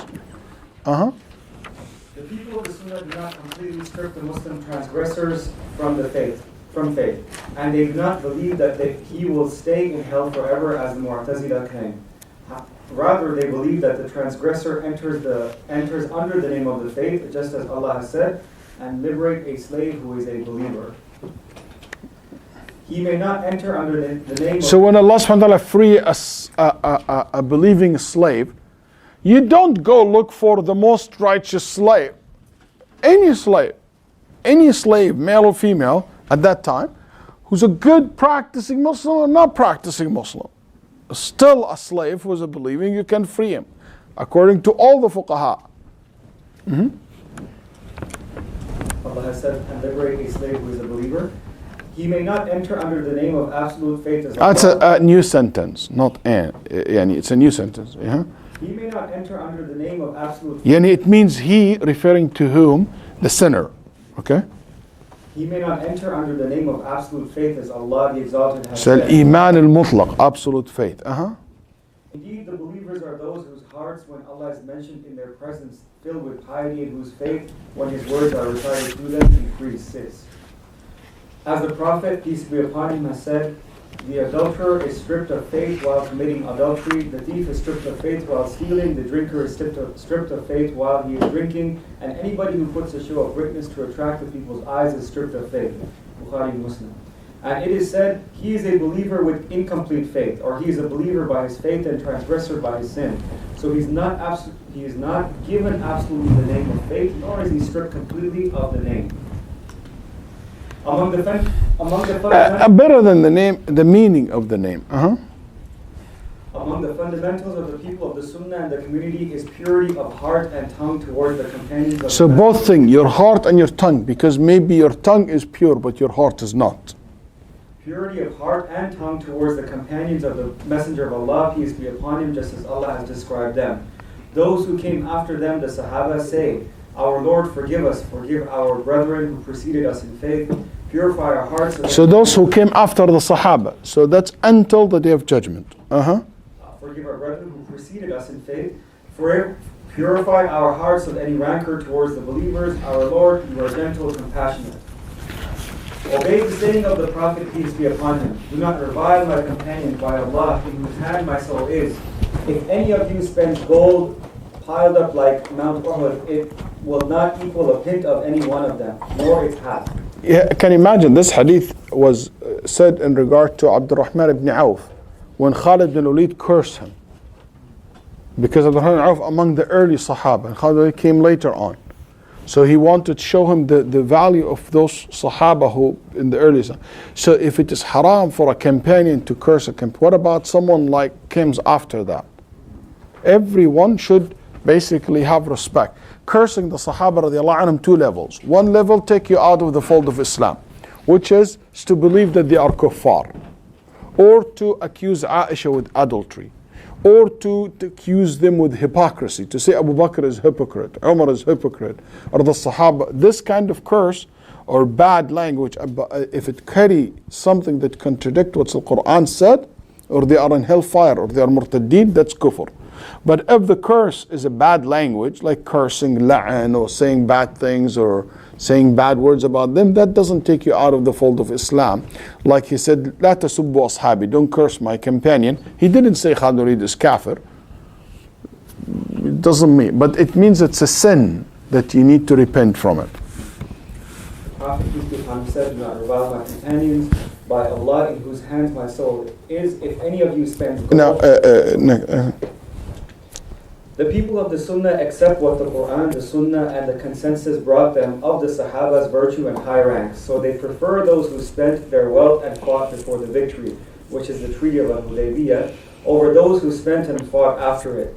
They prefer the Muhajirun, immigrants over the Ansar. They believe that Allah has said to the people of Badr, they were over 300, do whatever you wish, I have already forgiven you. And they believe that no one who pledged allegiance to the Prophet. So this is this is general favoring. You favor those group over that group, not individually. We don't list. Okay, let's list the names here and see which one is better. Is Mu'adh better than Abu Ayyub al-Ansari? Is Abu Ayyub better than Abu Darda? Is Abu Hurairah better than Abu Dhar? We don't do that. It's just a common. The only individuals where is favoring between the companion came in regard to the four companions, Abu Bakr and Umar and Uthman and Ali, radiyallahu anhum ardam, and it's going to come. And they believe that no one who pledged allegiance to the Prophet, peace be upon him, under the tree will enter hell. Which is known as Bay'atul Ridwan.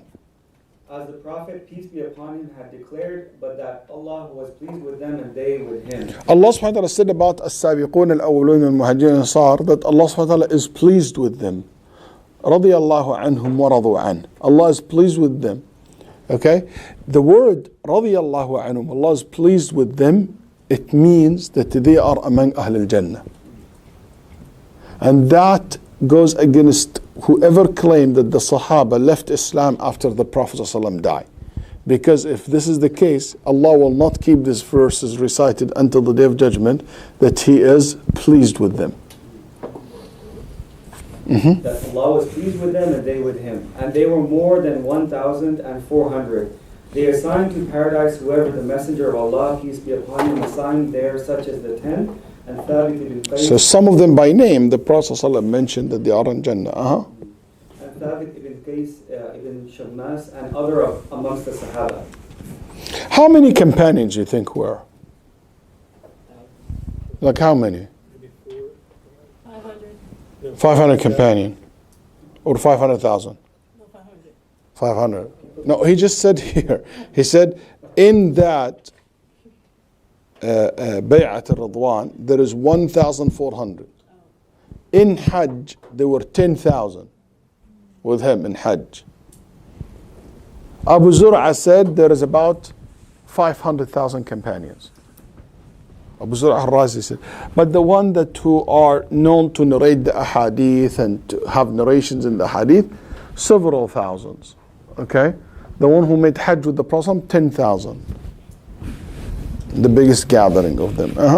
They accept what has been reported continuously from the Prince of the Believers, Ali ibn Abi Talib. May Allah be pleased with him, and from others that the best of men of this ummah. So that's what Ali said.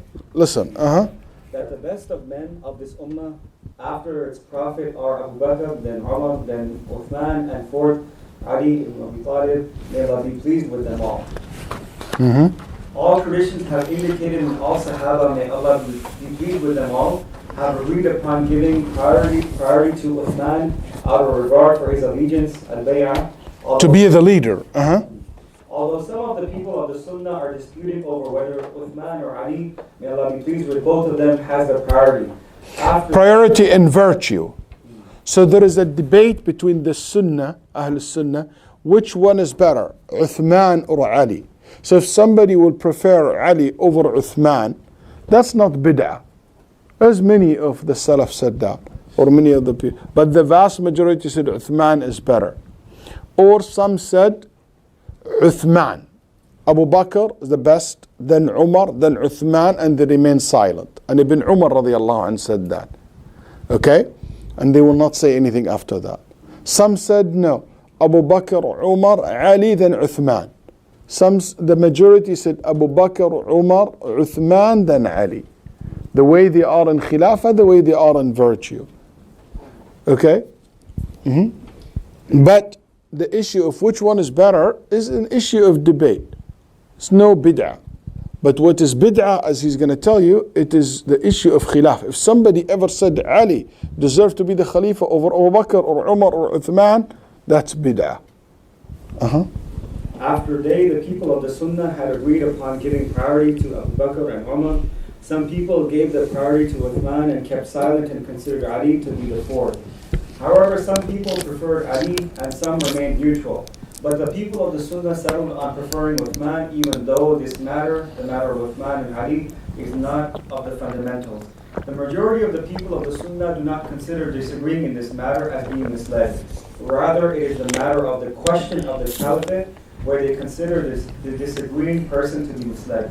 Ahlul Sunnah believe that the Caliph after the Messenger of Allah, peace be upon him, is Abu Bakr, then Umar, then Uthman, then Ali, and that whoever contests the caliphate of any one of these imams is indeed more lost than a donkey. That's what the Imam Ahmad rahimahullah said. He quoted him. Even though the issue of the Sahaba is not one of the principles of faith, but it is one of the fundamental principles in the methodology of Ahl Sunnah. Ahl Sunnah should love the Prophet's family, give them support and honor the Prophet's will in regards to them. As he said at Qadirukum, I ask you by Allah to take care of my family, I ask you by Allah to take care of my family, Muslim. The Prophet, peace be upon him, said to his uncle Al-Abbas, when he complained to him that some men of Quraysh resent Banu Hashim, the Prophet's clan, by Allah in whose hands my soul is, they will never be believers until they love you for the sake of my relationship to you, reported by Ahmad and Muhammad and others. The Prophet, peace be upon him, said, indeed, Allah chose the sons of Ismail, and from them He chose Kinana, and from Kinana He chose Quraysh, and from Quraysh He chose Banu Hashim, and from Banu Hashim He chose me. The reason he mentioned this hadith is to show you the Ali Bayt al-Nabi sallallahu alaihi wasallam from Bani Hashim. And also Bani Aqeel and Bani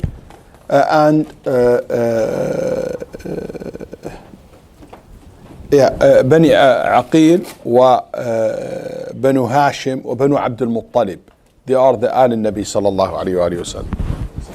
The Sunnah should give support to the wives of the Messenger of Allah. Because the Shia said Ahlul Bayt, not including the Prophet ﷺ's wives. So he said that's not true. Yeah, we love all the companions, we love the Ahlul Bayt al-Nabi sallallahu and the Ahlul Bayt al-Nabi sallallahu, our love and support for the believing among them, the believers. But some of Ahlul Bayt, they are not considered Ahlul Bayt, they are kuffar, or they are fasaq, they are not righteous. And I know some people from Ahlul Bayt al-Nabi today, and I know our biggest fasiq you can think of. They don't pray, they drink, they bad. And they are from the Prophet ﷺ family. So being from the Prophet ﷺ family doesn't make you in any how immune to bad things. I'm sorry, I'm sitting just because I'm tired today. So this idea that Ali Bayt al-Nabi ﷺ have a political right is not exist in Islam. Ali Bayt have any political rights. Islam is not a family religion. That's why Ibn Abbas radiallahu anh told, and Ibn Umar told Al-Hussein, he said, your grandfather was not a king for you to think that you have to inherit the kingdom and you be a ruler.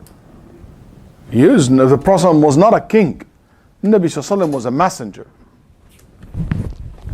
Yes. Ahl Sunnah should give support to the wives of the Messenger of Allah, peace be upon him, the mother of the believers, and they should believe that they will be his wives in the hereafter, especially... Ibn Hazm has a very weird opinion. Ibn Hazm believes that the Prophet's wives are better than Abu Bakr and Umar.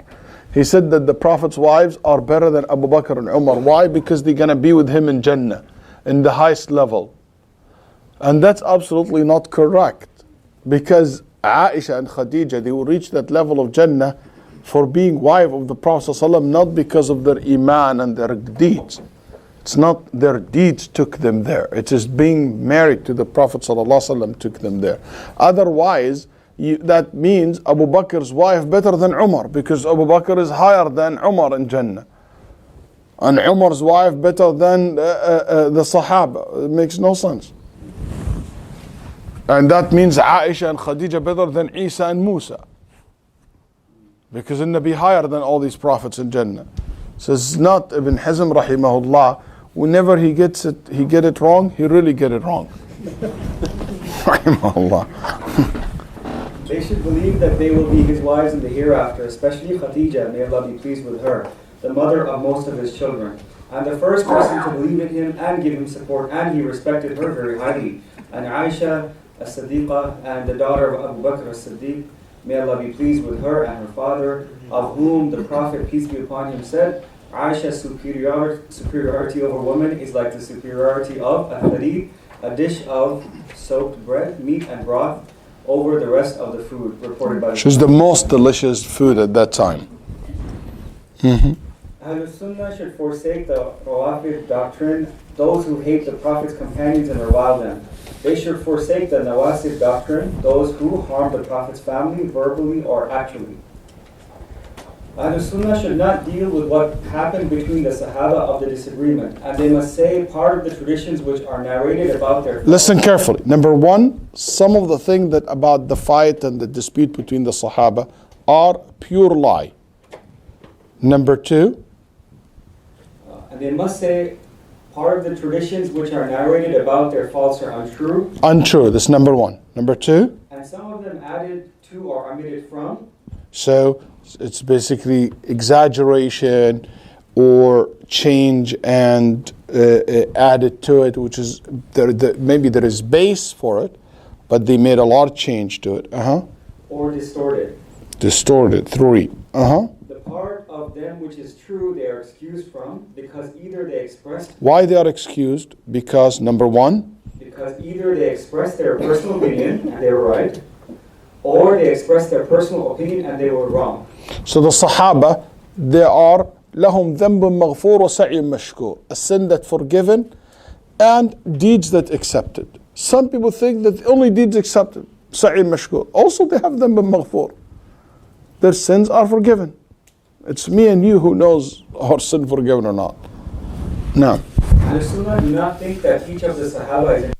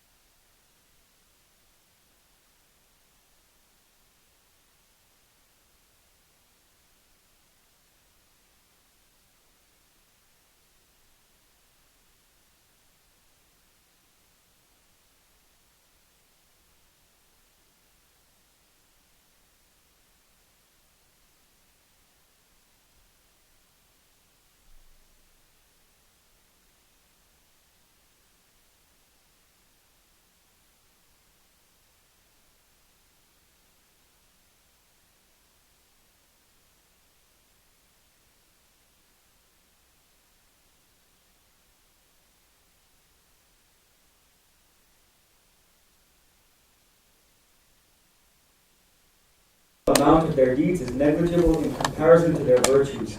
Their merit is in belief in Allah and His Messenger, the jihad in His path, the hijrah, immigration from Mecca to Al-Madinah, the support for the Prophet and the faith, the valuable knowledge and the good deeds. Whoever studies the life of the Sahaba objectively with insight and with what Allah bestowed upon them. Unfortunately, not many people study the life of the Sahaba. Unfortunately. Not many people, even in the khilaf, in the fiqh, they look at the opinions of the Sahaba. Many of the ulama and Ahl al-Ilm al-Yawm, they don't look at the Sahaba's opinions. Many of the people, they don't try to see what is their way of life look like. What's their attitude looks like, with their ibadah, their akhlaq, their life. And one of the most beneficial knowledge is to study the life of the Sahaba radiallahu anhum. I still remember one of the first book I ever read on biography was Hayat al-Sahaba lil-Kandahlawi, the famous scholar from India. 3 big thick volumes, I still remember them. We used to read it like as if we were memorizing them. And Hayat al-Sahaba, Surah al-Sahaba, Dr. Abdurrahman Ra'afat al-Basha, which is available in English. And if you ever want to improve your Arabic, read these 3 books. If you take classes in Arabic, that would be my first recommendation for you to read these books. Dr. Abdurrahman Ra'afat al-Basha. It's called صور من حياة الصحابة وصور من حياة التابعين. Stories from the life of the Sahaba, stories from the lives of the Tabi'in. 6 volumes. Very, very short. But the language is so good. When we talk about the Sahaba radiallahu anhum and the favoring between them and between others, we said Sahaba better than anyone else. That's right. My question, that's in general. Which one is better, men or women? Why?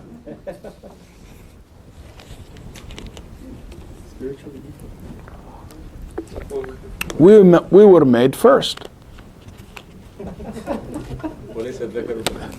Yeah. Allah said, ذكرك الأنثى. Men before women exist. That's right. Come on. Don't be too scared from them. Okay. What else?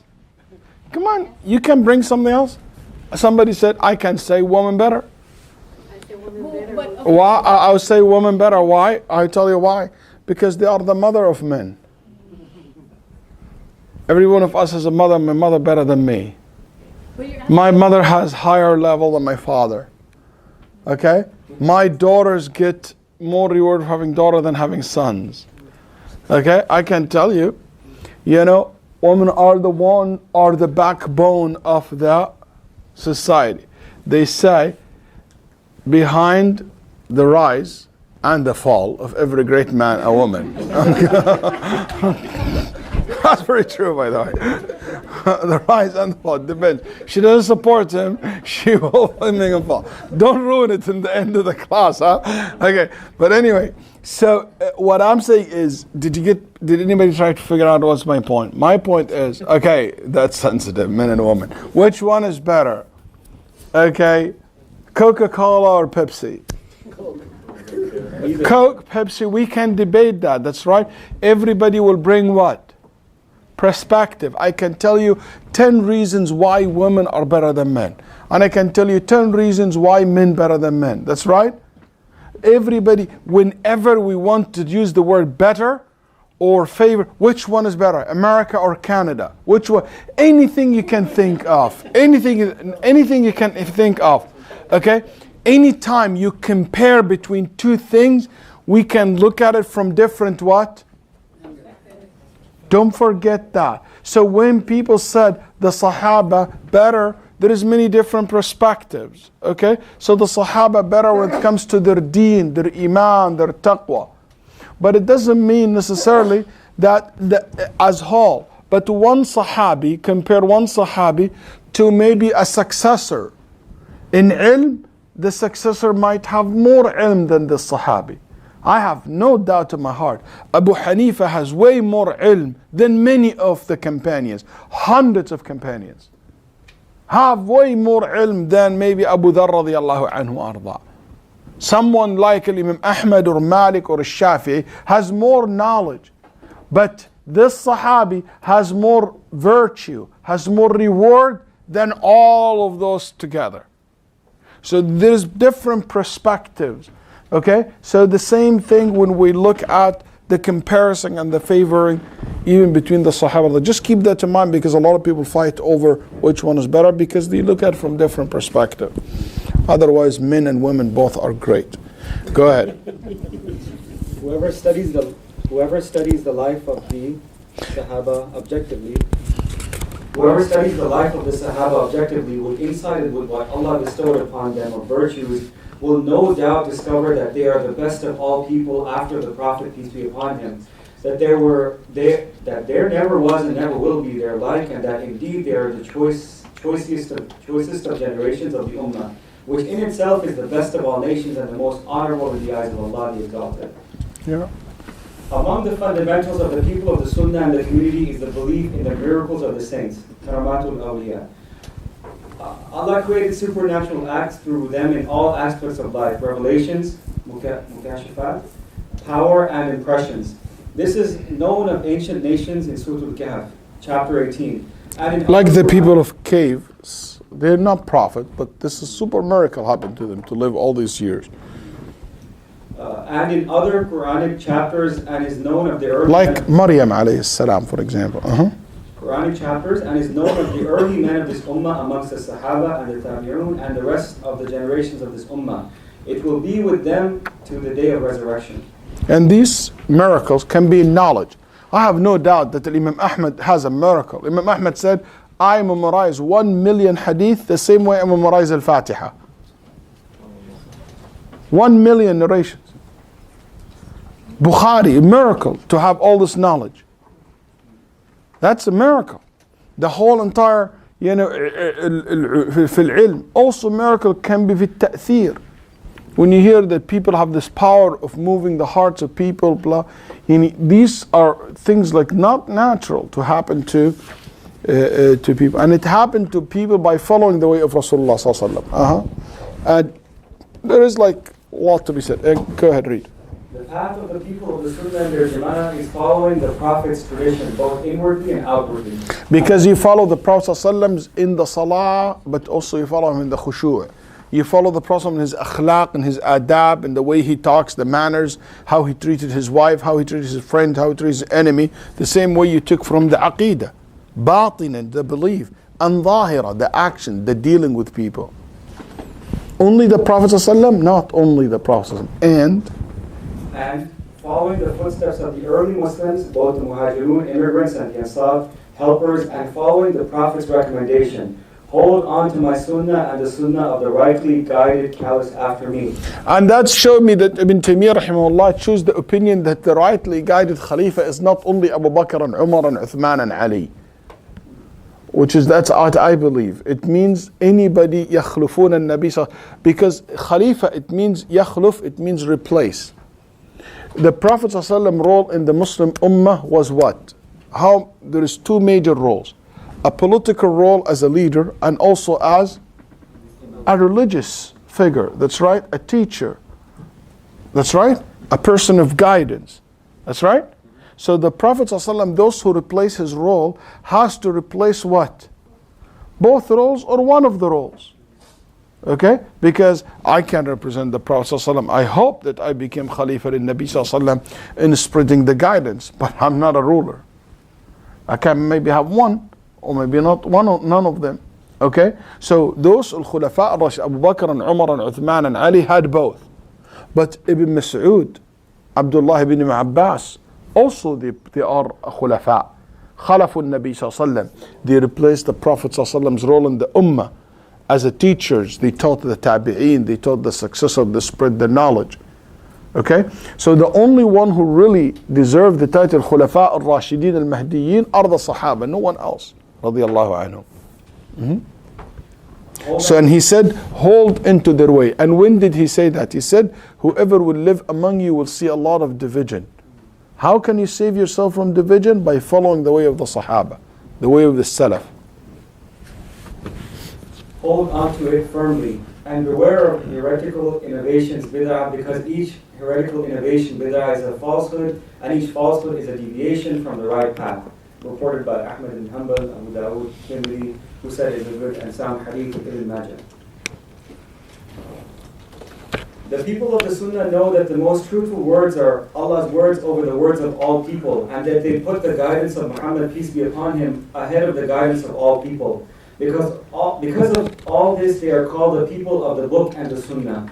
They are called the people of the community because community means unity and its opposite is disunity. The term Jama'ah because the name for the unified people. Unity, because they care for the unity of the Muslim Ummah, unified around the leaders or unified with them, with each others. And the opposite of it is the disunity, the furqah. The term Jama'ah because a name for the unified people themselves, and al-ijma', consensus, is the third pillar. So either unified physically or unified around idea, which is al-ijma', consensus. Al-ijma' consensus is the third pillar on which people depend for ilm, knowledge and Deed. faith. Oh, deen. By these three pillars, Quran, Sunnah, and Ijma' is measured all that people follow of inward or outward words. And So anybody tells us anything, it has to have a proof from Quran and Sunnah and Ijma'. You might say, where is Qiyas?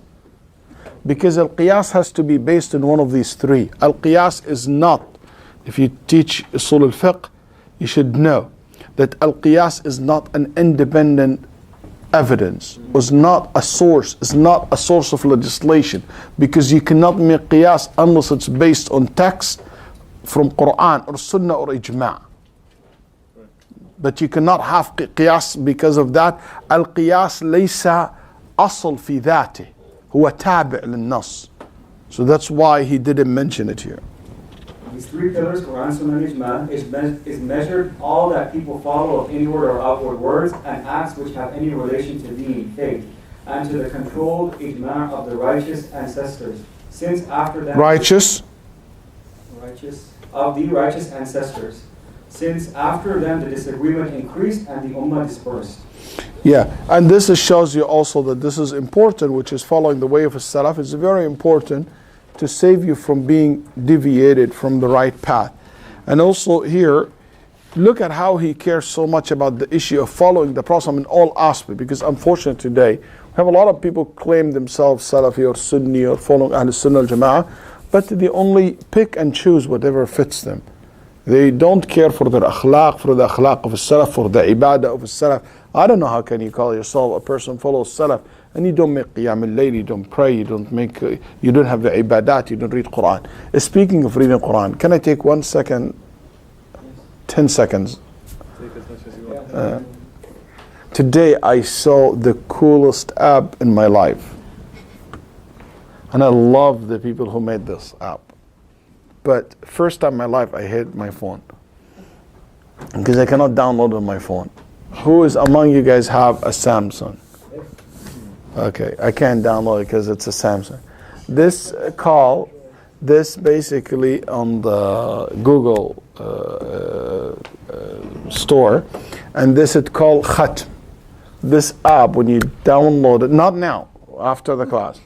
When you download it, every time you have a screen saved or you turn off your phone and you turn it on, one verse from the Quran comes up. So you read it, then you start going to every time you open the next verse comes. It starts from Al-Fatiha all the way to An-Nas. So it helps you to make Khatm al-Quran. There is more than 300,000 download only from Indonesia, the first country, the biggest download in the world. Okay, there is reported the highest number of Khatm al-Quran ever known. So every time you open, it's one verse pops. So you read it, then you close and it's available in many languages as a translation. That's a great idea. A great idea, because every time you open your phone, there's one verse, so you read it, then you turn. So how many times you open your phone a day? 30, 40, you know? So that means 30 verse you read, because we don't read Quran. I'd force you to read Quran. Huh? Khatm. Yeah, okay. Isn't that a cool app? That's really, whoever thought of it, Jazakallah khair. I'm just waiting for it to be available for iPhone. Can't wait. I love people who care about the ummah. Wallahi, brothers and sisters, one of the biggest problems that we have, and I mentioned this because one of the biggest problems, our deen became very artificial. These are the real deen. The Quran, the Qira'at al-Quran, the recitation, the Salah, that's what really matters the most. So that's why he keeps saying about following the Prophet ﷺ in all aspects in deen. By these fundamentals, then, they bid good deeds and forbid objectionable deeds in accordance with what the Sharia ordains. So whenever you want to make Amr Ma'ruf, it is according to what's in the Quran and Sunnah and Ijma'. You cannot make an Amr Ma'ruf Munkar about things that you invent, or you make Amr Ma'ruf Munkar not according to the way of the Prophet ﷺ. You don't give da'wah, which is Amr Ma'ruf, according to your own way. You know, you have to follow the guidance of Rasulullah sallallahu alaihi wasallam. You don't make a nahi an al-munkar in a way not according to the sunnah. That's why al-ulama rahimahullah said, if you want to make al-amr ma'ruf, you want to order people to do good and forbid them from doing, you have to know what you're saying, and you have to be gentle on what you're saying, and you have to be patient after what you're saying. لا بد لك من العلم والرفق والصبر. Yes. In accordance with what the Sharia ordains. And they believe in practicing Hajj, pilgrimage, and jihad, struggle for the cause of Allah, in attending Friday communal prayers and the holidays with the leaders, be they pious or wicked, and in observing the community. Jihad here means fighting, it's not struggle. They believe in advising the Ummah, and they indoctrinate themselves with the Prophet's saying. So all these things we do it with the leaders. It doesn't matter those leaders are good or bad, because the leaders are the one who protect the borders, unify the Ummah. Yes. They believe in advising the Ummah, and they indoctrinate themselves with the Prophet saying, a believer is for a believer just as all the parts of an edifice support each other. Reported by Bukhari and Muslim. That's the wall made of bricks.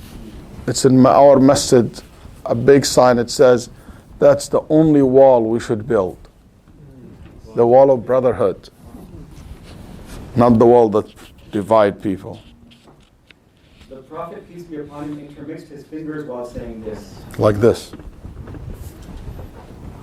And they indoctrinate themselves with the saying of the Prophet, peace be upon him. The example of the believers in their affection and compassion and benevolence is like the body.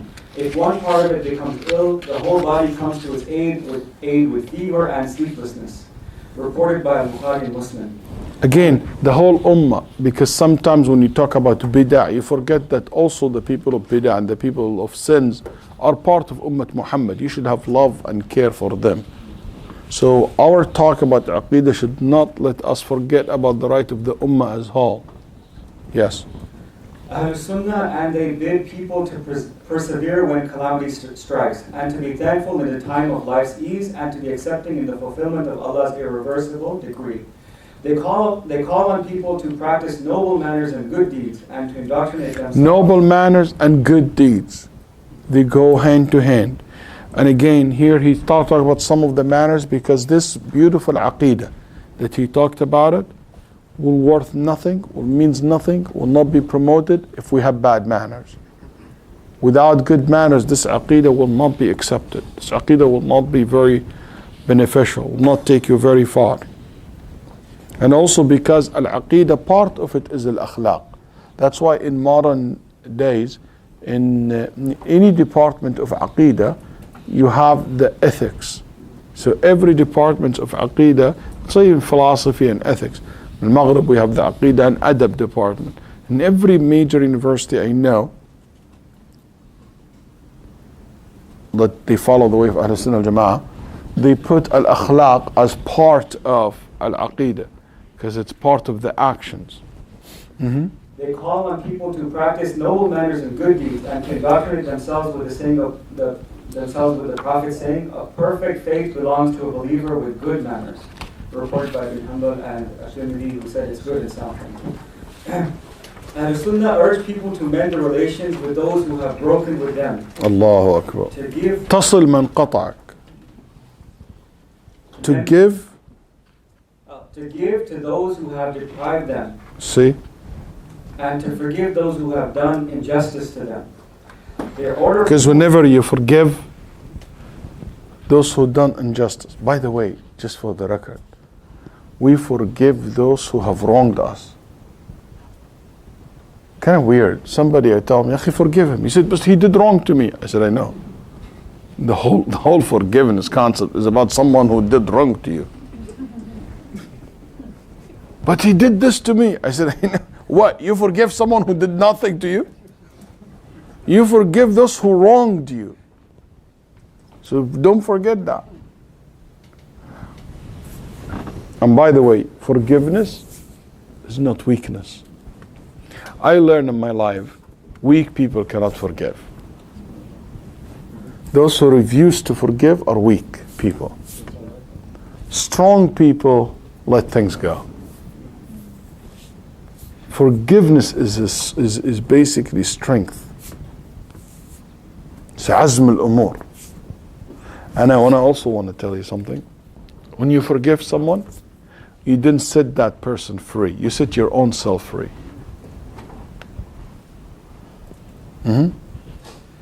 They order people to keep filial piety, to be good to other relatives, to be good to neighbors, to treat orphans, يأمرون ببر الوالدين, being good to the parents. to treat orphans, wayfarers, and the poor kindly, and to be gentle and humane. وصلة الأرحام, good to relatives. That's another thing missing in our society today.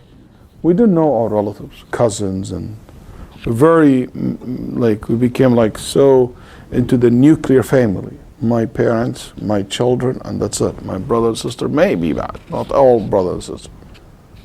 But cousins, we just don't think of them as family. Okay, unless you're Palestinian or Hispanic, you care about your cousins. I don't know about Desi culture. You guys care for cousins a lot? Okay, good. Many culture, like in our culture today, there's unfortunately cousins and stuff like that. We can forget. Or like you have uncles, aunts. And also one thing, bad things, people only care about their relatives from the father side. But they don't care about the relatives from the mother side. Like for example, the aunt and the uncles, maternal uncles, maternal aunts.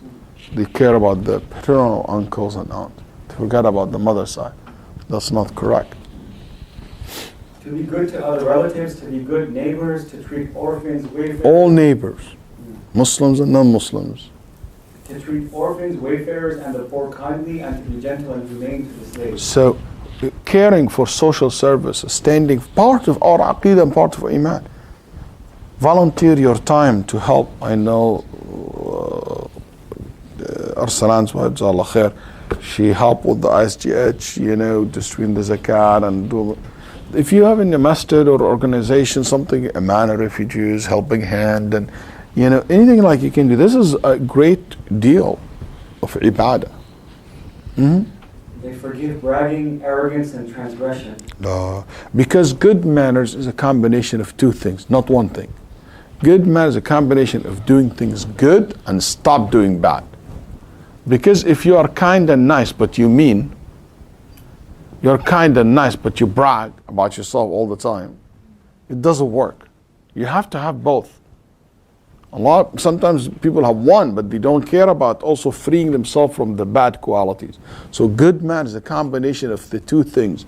This is a beautiful thing here, Imam Ibn Taymiyyah rahimahullah mentioning. They prevent people from feeling superior over others, rightly or wrongly.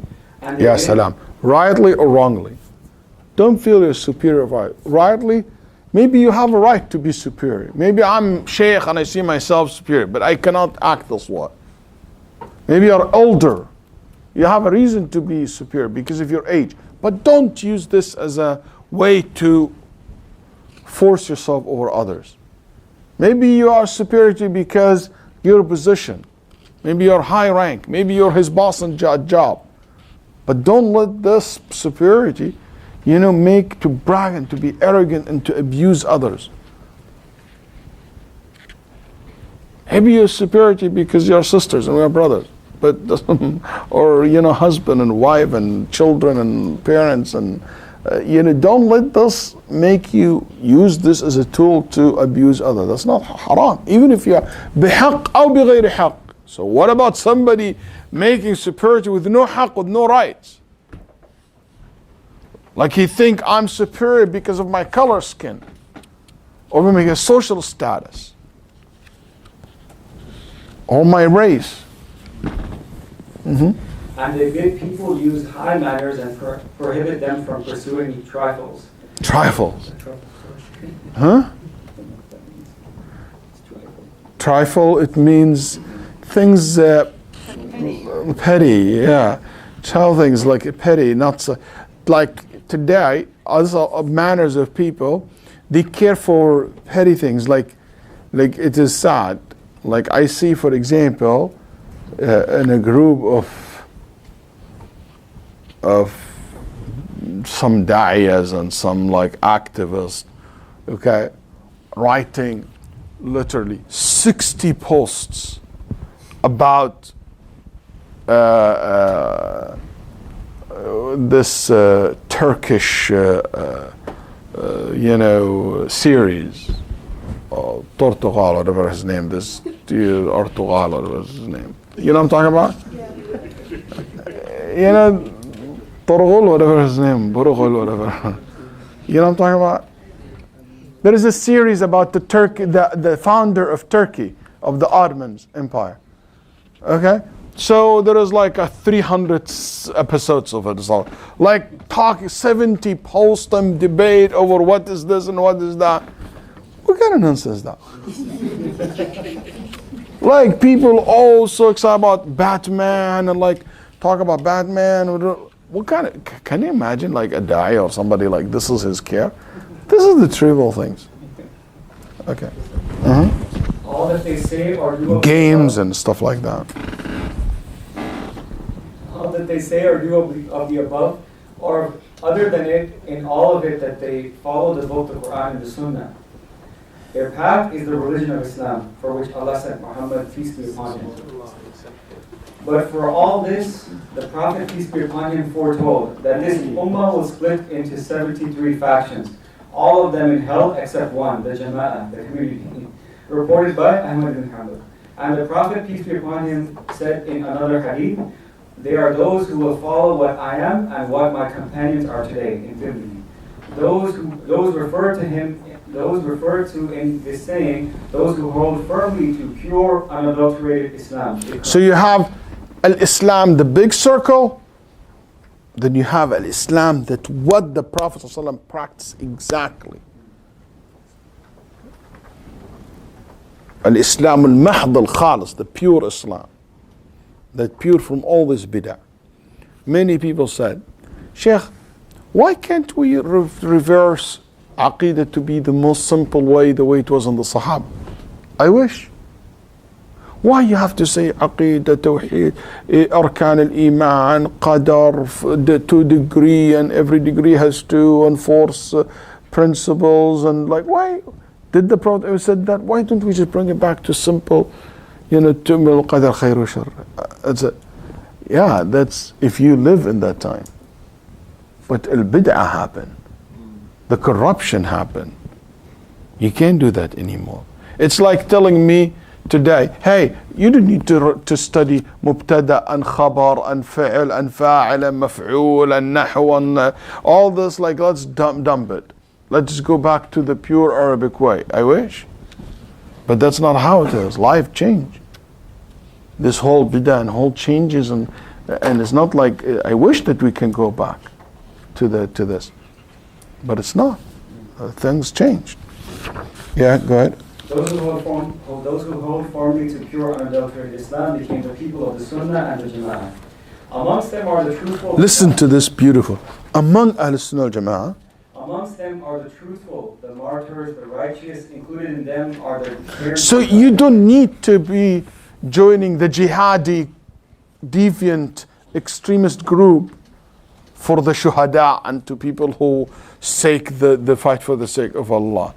You don't need to join the deviant Sufi extremist group to have righteous people and spiritual people. You don't need to join the Mu'tazila corrupted ideology to have people intellectual and open-minded. You don't need to join any one of these deviant sects to find everybody of them claim that you have something beautiful. It is in the way of Ahl Sunnah al-Jama'ah, in the best way, in the best form, because it's according to the Quran and Sunnah, in a very balanced, moderate way. Amongst them are the truthful, the martyrs, the righteous. Included in them are the kings of guidance, the lamps for darkness, the masters of memorable merits, the ever-remembered virtues. Amongst them are the Abdal, the Imams. Al-Abdal is a Sufi term, which means the people who Allah replace one after another in generation to be role model, to be revivalist. يعني بمعنى اللي هم المجددين في الدين يبدل بعضهم بعضا. There is a hadith mention it, but weak. The Imams about whose judgment and the Immatul Deen, the Imams of the Deen, all the 4 Imams according to the Ahl Sunnah al-Jama'ah and their students, all the great muftis in Islam. There is no one alim known across the board to be one great scholar of Imam in Immat Ahl al-Islam unless he is follow the Sunnah of the Prophet ﷺ. The Imams about whose judgment and understanding all Muslims agree. These are the victorious ones about whom the Prophet, peace be upon him, said, a group of my ummah will continue to follow the truth prominently. Whoever betrays them or opposes them can never harm them to the day of judgment. So nobody ever can think Ahl Sunnah al-Jama'ah does not exist. Or also nobody can ever think that the Salafiyya concept is limited to one small group, happened in the past and does not exist anymore. That's also false belief. It is something continue until the day of judgment.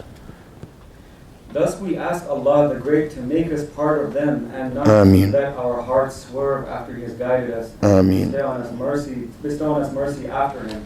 Indeed, He is the generous, Allah knows best. And He is Al-Wahhab, the giver. Wa sallallahu wasallam. May Allah, many blessings and peace and greeting be upon Muhammad sallallahu alaihi wasallam's family and his companion. You have this as well. Wa sallallahu ala Muhammad wa sahbihi wa sallim tasliman kathira. I ask Allah subhanahu wa ta'ala by His names and attributes to forgive Shaykh al-Islam ibn Taymiyyah rahimahullah and to forgive all of us. And I apologize, I kept you guys late, 1 hour extra. But I just want to finish the book. As you see, there is so many to be said. But I apologize again for not dividing it accordingly. But alhamdulillah ala kulli hal. Next time, inshallah, we'll do better. Yeah, inshallah. There is one thing I want to say. I want to say this. One of the reasons I want to teach this course was 2 reasons. Number 1 was to revive. I noticed people don't study Aqeedah anymore until Tawheed. And I believe this is very important because that's al-idrak, al-i'tiqad al-sahih, asas al-idrak al-sahih. Ibn Taymiyyah always say, understanding your Aqeedah correctly will allow you to understand correctly every other aspect. The principles that we use in Aqeedah are the same principles we use in fiqh, we use in every area in religion. Okay? So if you get this right, you've been consistent in your understanding. And because, in my opinion, that's what keeps people on the straight path. That's number 1. Number 2, when I agree also is because I really dedicated this year to do a lot of work with Houston. I reduced my traveling to the minimum.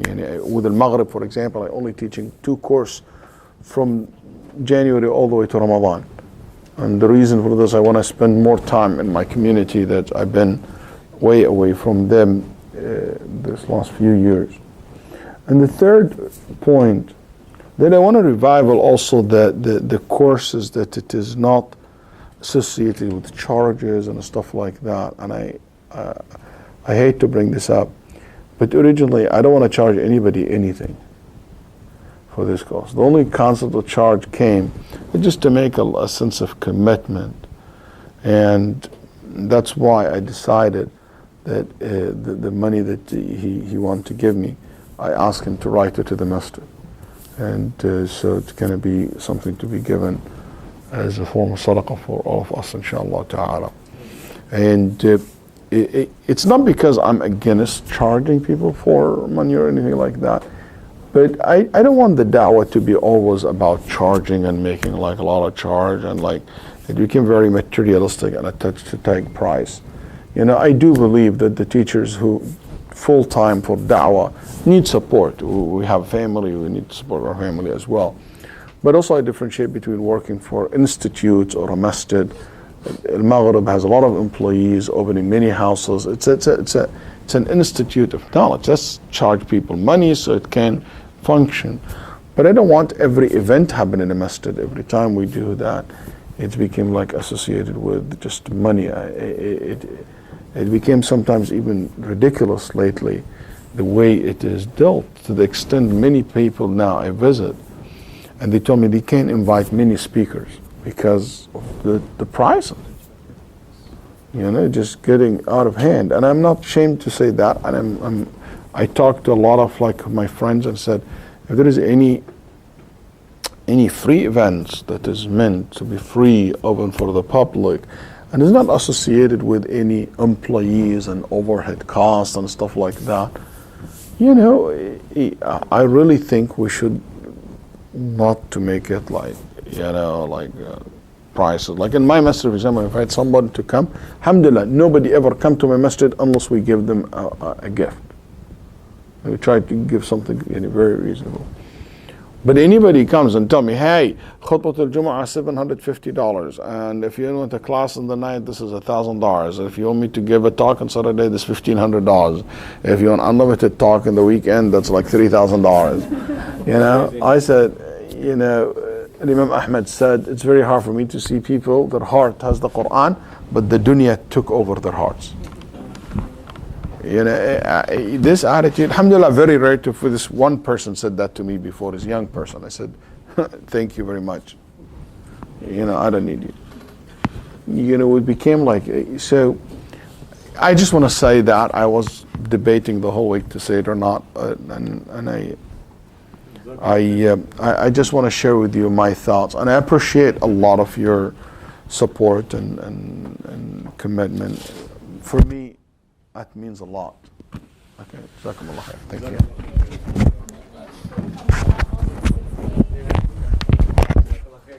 Hopefully not the last time. Sister Shaykh.